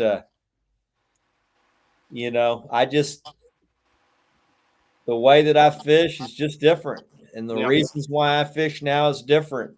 And I don't really try to compare myself to other anglers. I just go do what we do, and uh, we have fun. We try to catch as big as fish as we can in the lake, uh, and that's just how we roll. And I do like to help like-minded anglers. That's it. If you're not like-minded, I don't really want to have anything to do with you. That's right. Call me closed off, but that's just the way I am. I have a good a group of like-minded anglers, like all the guys on the show, my teammates, my friends, my local guys, all my guide buddies. Uh, I've been doing this a long time, and for me, it's just about making memories at this point. That's right. Josh, you're right, man. People have forgotten to have fun in fishing. They really have. I see that more than anything. People just not. It's the opposite for them. Yeah. Fish is driving them nuts. So That's it, man. That's it. Yeah, Ted, making what's up, memories. bro? Yeah, what's up? Making memories and catching fish. That's what it's about, man. And what I love is, like I said, myself and Rebecca, next year before all these schedules come out to start hitting the road to go do some of these tournaments and stuff, we're gonna have fun with it. We're gonna bring it back, and I'm gonna enjoy fishing a lot with her. She's getting everything back, Y'all have going. fun fishing, so y'all make a good team. Oh yeah. So, like I said, I was proud of the 7th place this past weekend at the King Cat. We made a big jump in day 2 from 15th to 7th. We were just needed that just a little bit more, man, to be in that top 5. But, we had a good time, and I've really enjoyed it, and I learned a lot, and ready for next year. How much fun were you having when you were getting your ass kicked out there? We won't talk about that right now. Because I talked to you on the phone, didn't sound like you're having a whole lot of fun. Yeah, day 1 was miserable, man. I'm not gonna lie. Day 1 was miserable, but hey, what we say, Chris, we gonna get back to the drawing board. We're gonna change it up, and that's what we did. And day 2, it was a totally different ball game. Yeah, that's fishing, man. It's a roller coaster ride of emotions. That's it. One minute you're down, next, it just takes one or two good ones, and it's like, all right. Actually, it was amazing, man. I needed just a little bit more, man. It was only like I believe 10 pounds would have done us a world of difference. Yeah. It really would have. Well, I always say there's a real fine line between victory and defeat, and it's even a finer line in tournament catfishing. So that's it. So there's always next year, man. There's always next year schedules. Can't wait to pick some out and start hitting them, myself and Rebecca, and seeing what we can't do against them. Well, guys, we're about to start lighting the freaking lake on fire. It's about to be crazy fishing here in Texas. So anybody wants to come fishing with me, Justin, we need to get together, bro. 4-digit, if you're still in here, let's go fishing, man. Let's go light Lake Texoma on fire. And then after that, I'll be heading down to Lavon a lot. So anybody wants to fish, hit me up. It's about to be on. I think Saturday's going to be on big time. Yeah, I'm looking forward to Saturday myself, Chris. Ready to get myself and Rebecca back out there, back on the river, and fish local for a little while.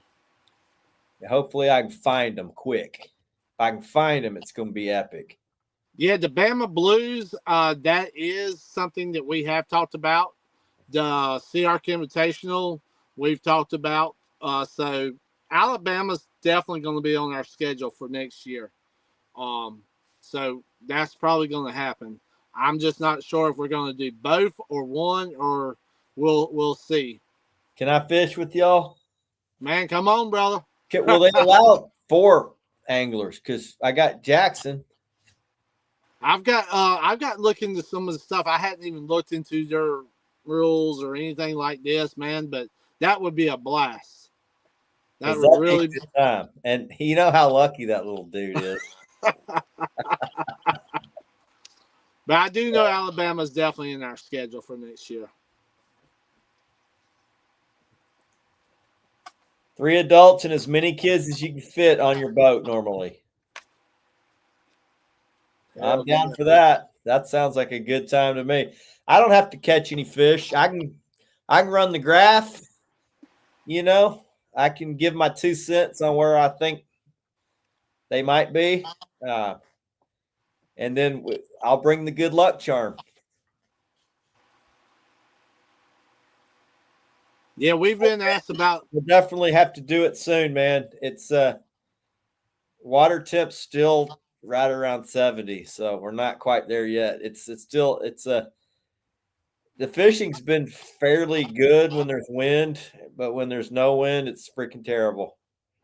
Yeah, we're getting asked a lot about where we're going to be next year as far as tournaments and stuff. So, guys, once we get the schedule down, we'll give y'all heads up to if we're coming to your state or your county or where we're going to be once we get our schedules. And some of the schedules come open for next year. So we'll definitely let everybody know on the show. What tournament series?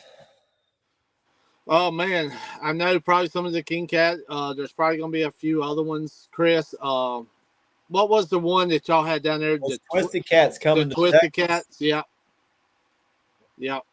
in February. So, yeah, I definitely want to get towards your area.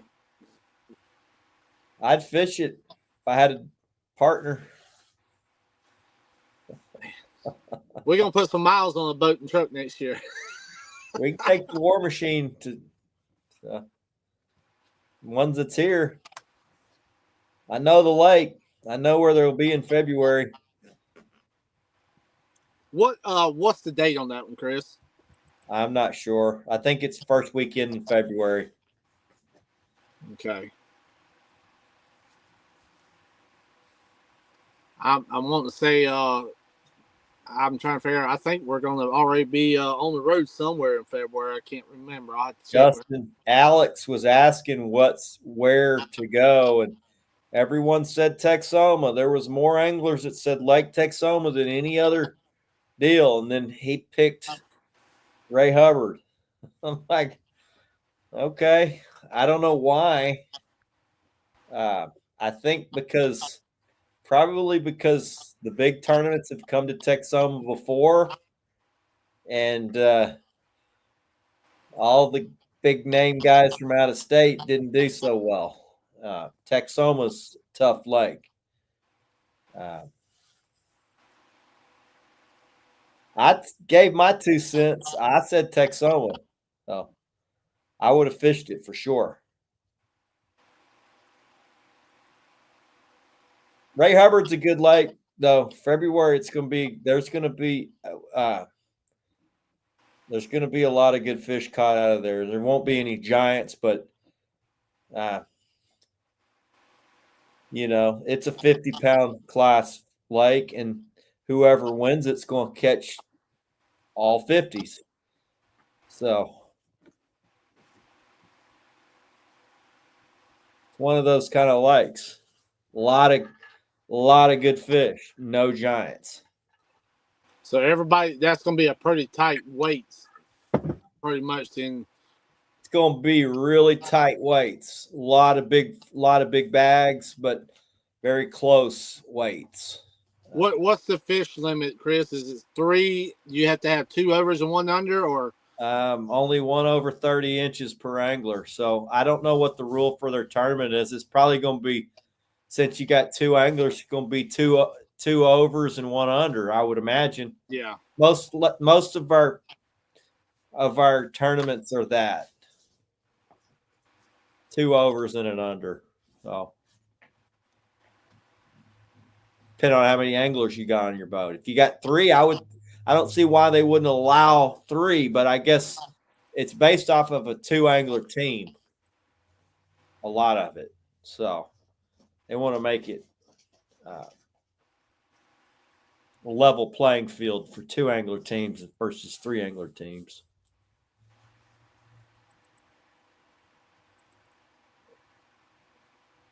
Yeah, Justin, Texoma is generally won by uh, a Texas or an Oklahoma guy.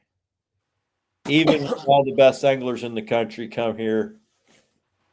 That lake is just a different body of water.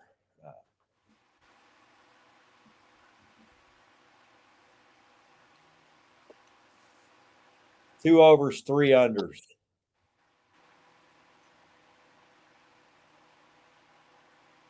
2 overs, 3 unders. Five fish.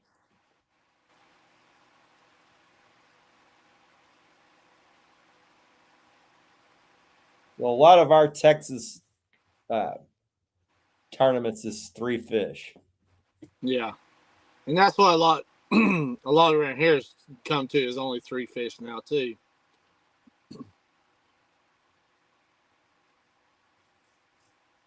I don't know what their rules are because they don't come here, but it used to be 5 fish before we had all of our slots and everything put in place, but they changed most of our tournaments now. It's 3 fish weigh in. All the tournaments you fish in Texas are 5 fish. All right, There you go. this year.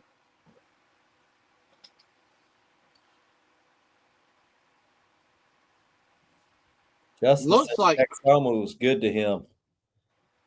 Texoma can be good. It can also kick your ass. So California is 3. I ain't going all the way to California.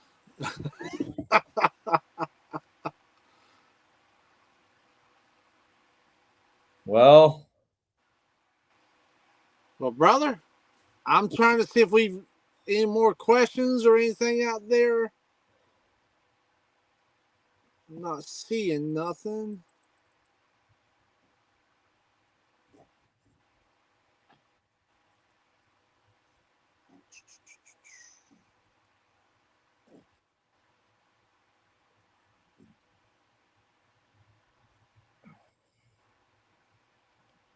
Texoma was good to Chris Wheeler.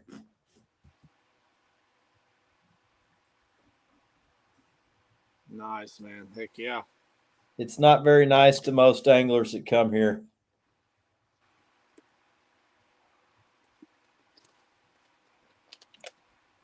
Generally, our big tournaments, I think the last ones that won it, it's been like all Texoma guides or an Oklahoma guide, like the Baldwins, or you know, I think the one before that was Daniel Armstrong. Before that, I think Daniel got second. Before that, he got third.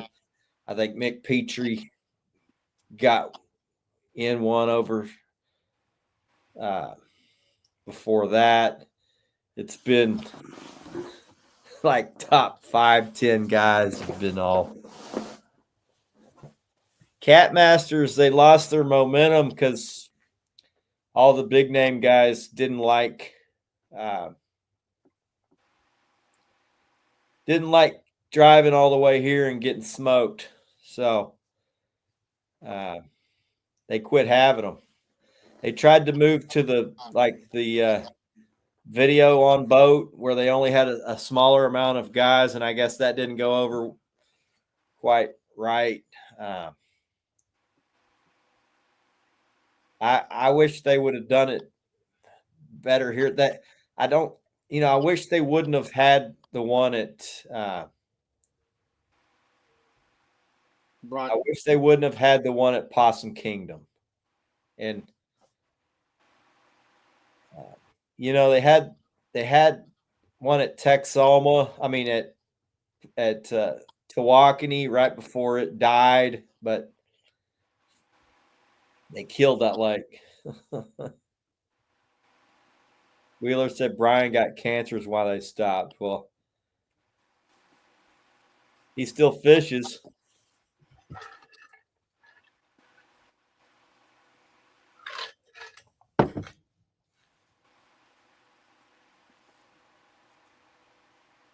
I was told by his partner that they won't have that tournament here anymore because the guys won't come here to fish it.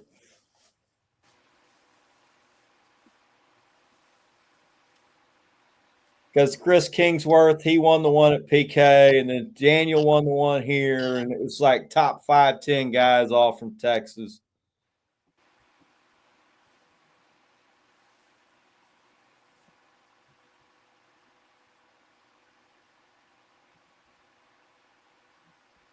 So, Chris, this weekend you're fishing Saturday and Sunday? I'm probably going to fish Saturday and Sunday. Nice. I know we can plan on seeing some pictures from you and Jackson this weekend. I'm hoping you get on some monsters. I expect we'll light them up.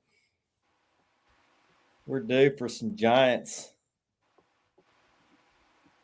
We hadn't fished the south. We did fish one south wind on Levant, and we smoked them. Nice. Well, I know we're going to just do some local fishing probably this Saturday, myself and Rebecca, and have some fun and try to get out there and get her back into the motion of getting some of them bad boys and getting some. Yeah, Chris, Texas waters, the locals are definitely going to have the advantage. And most of our best anglers don't even fish tournaments anymore. So they just don't fish them. Why they quit, I don't know. They guide all the time, full time now, so they don't fish the tournaments anymore.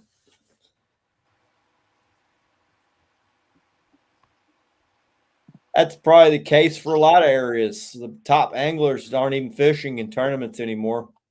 I don't know why. I guess maybe it's not fun for them. I've heard guys say different reasons. Some say that they just want to guide and then taking off for a week to go pre-fish screws their guiding. I've heard other guys say they don't like the way that the tournament scenes have turned and gone. And a lot of them say they don't like spending the money to go travel all over to fish them. So I can tell you, Chris, that's probably the main one right there, man. It is expensive traveling. With gas, the way things are anymore, it is a very expensive sport anymore. You got to try to find some sponsors to help out with a lot of that stuff. And sponsorship right now, I can tell you, is very, very tough. A lot of sponsors is pulling out of the sport and not helping no more. So it's a tough one.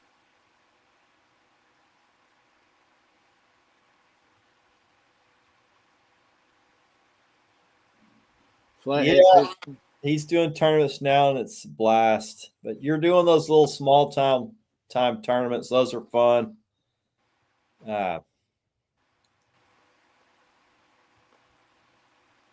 Certain guys like them more than others. You know, I got tired of it. I thought maybe I'd get back into it with my son, but we're just enjoying doing what we do, and I don't need a measuring stick at this point. We just gonna go do what we do.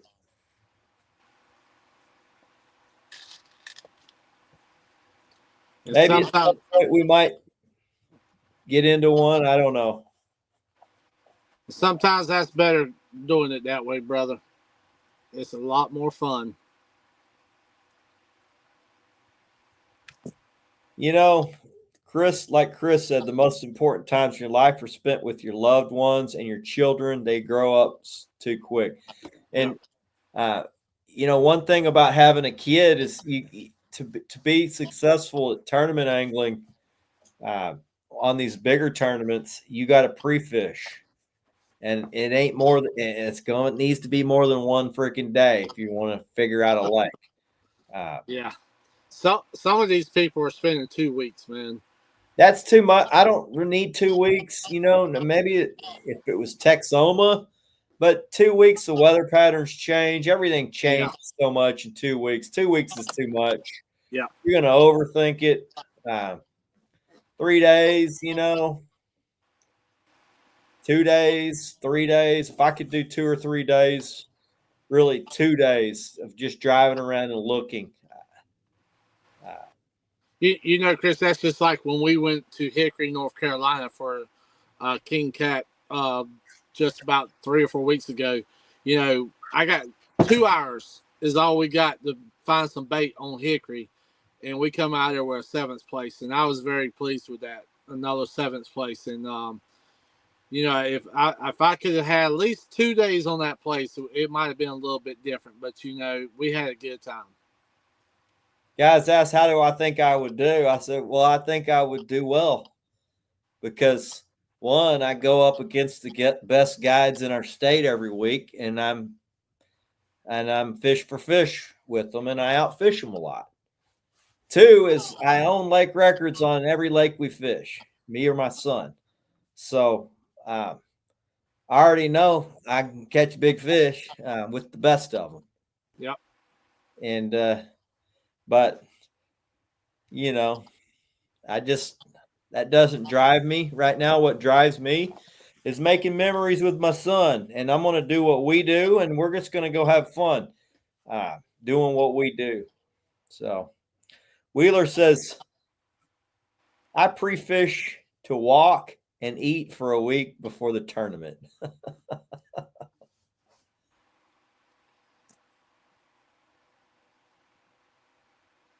Justin says all he needs is a small tournament trail where he can one day to pre-fish and one for the tournament.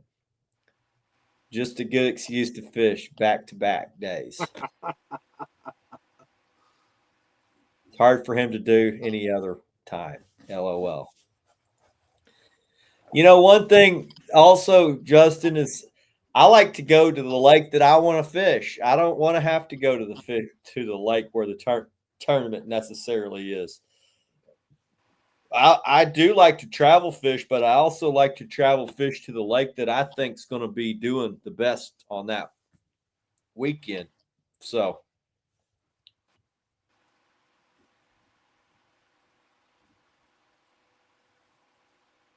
Chris is having problems with his voice to text like everybody. Chris, that happens to me all the time, brother.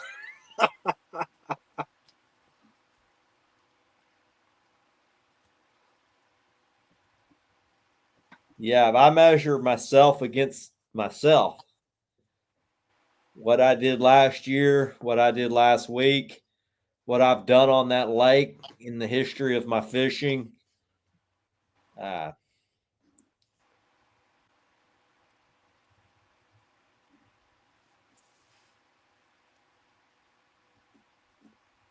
the lakes do that. There is something to that. A lot of times, Justin, when I was fishing these tournaments, I would go to Central Texas and all over, and I would be fishing these lakes, and the big fish of the tournament would be like 30 pounds, and I'm thinking, man, if I was fishing Tawakoni right now, I could be catching 60s and 70s.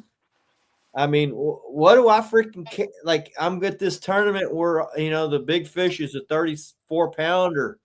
Like, I mean, I'd rather be out here catching giants. So that's kind of the way I look at it too, man. I like to go.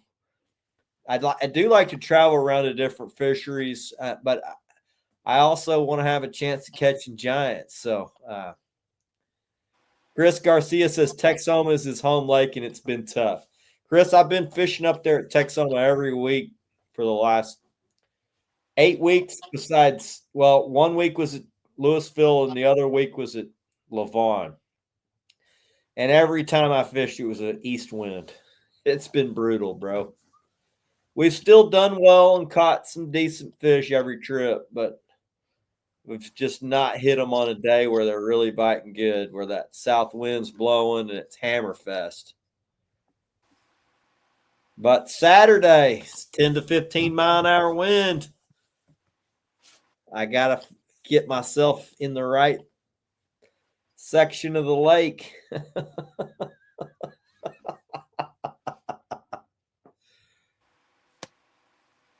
Yeah, Wheeler says on Texoma, you either crush it or you blow chunks, and that ain't no doubt. You're either just really destroying them, or it's like one good fish and some eat.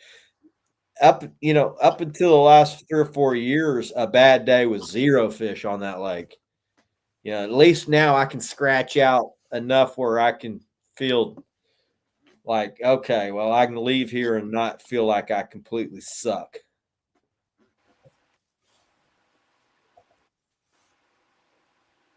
Chris Garcia says he drags on the west side, Grandpappy's side. Yeah, we've been dragging over there around North Island a lot, and then recently we moved over to the Ouachita Flat, the ledge, and then I'm gonna move out deep this next. I'm moving deep this next weekend because my buddies are out smoking big giants in 70 feet. So I want to go look for something big out deep.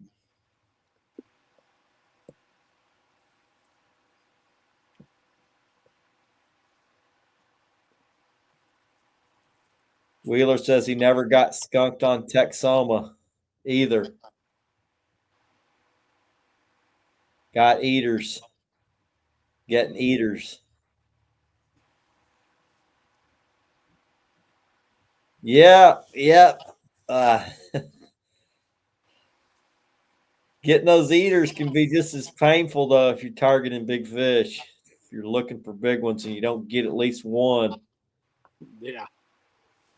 That's why you'll often hear me say, well, I got one. Even though, I got 15 eaters, but I got one good one, So we've been able to get one good one, at least one good one every trip last 8 weeks. And usually it's maybe 3.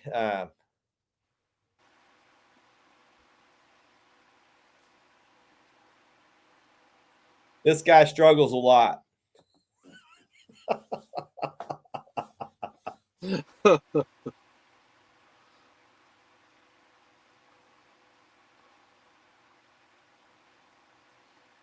Wheeler says, if you're catching eaters, the big fish aren't there. That's not necessarily true.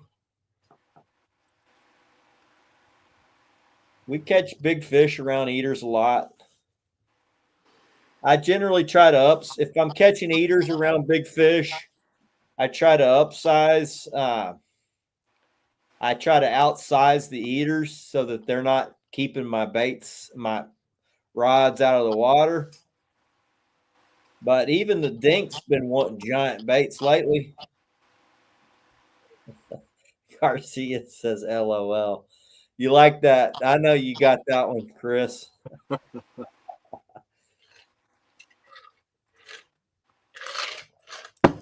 Not a well-liked dude on that lake.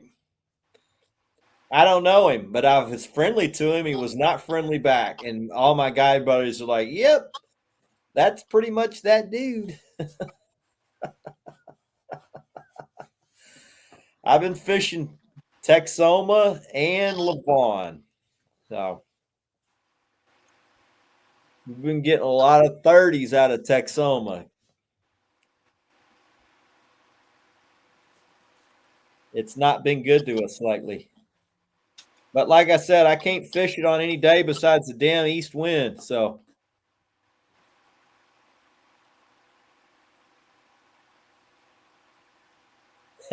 Wheeler says he don't know if it was his California plates or what, but he got a lot of cold shoulders on Texoma. Only place in Texas he didn't feel the most welcome. Well, most of my guide buddies up there are real friendly, but not, I have met some guys up there that were not friendly towards me. And, I consider myself a friendly type of dude. I'll talk to anybody at the ramp. If they want to know what we caught, where we caught them, I generally will tell you. I know that there are a lot of guys up there. A lot of guides are not that way, but most of my guide buddies are. So Garcia says it's the plates. LOL. Oh man, Chris, I want to throw a shout out there real fast, everybody. Too, guys, if y'all haven't, go check out the t-shirts. We got them marked down. We also got the hoodies marked down right now to $15 of everything that's left in stock, and we also got some new merch out there too, guys.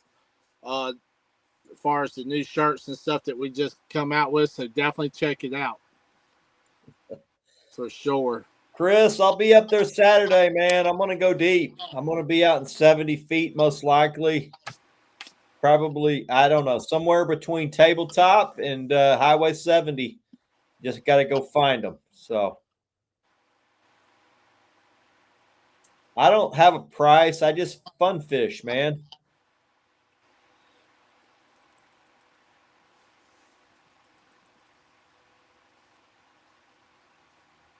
I just fun fish. If you want to come fishing with me, holler at me, man. I'll be out there. I got buddies that been catching them all the way from, all over. They're biting all over the lake. Just got to find where they're at that day. So I'm going to go deep because we got 3 nights in the 40s. And then the wind starts blowing out of the south. So I plan on getting somewhere either right in the channel or right at the bottom of the ledge. And I'm going to drag. And hopefully I got some good stories to tell come Monday. I can't wait, brother. But holler at me, Chris, if you want to go do some fishing sometime. I'll be up there at Texoma damn near every weekend, probably through December. Yep, striper. That's what we'll be using, striper. Of course, on the Oklahoma side. Of course. Oklahoma is the place to be. Yes, sir. All right, guys. Well, it's been fun. Appreciate everybody stopping in, spending some time with us. Jamie, anything you want to promote before we leave? Man, I just threw that out there a while ago, guys. Like I said, we got the t-shirts, $10. We got a lot of the new shirts like these are marked down pretty good bit, guys. Go check them out. The stock's going fast. Cody, what's up, bro? All right, guys. Tight lines. God bless. Azul out. Later, y'all.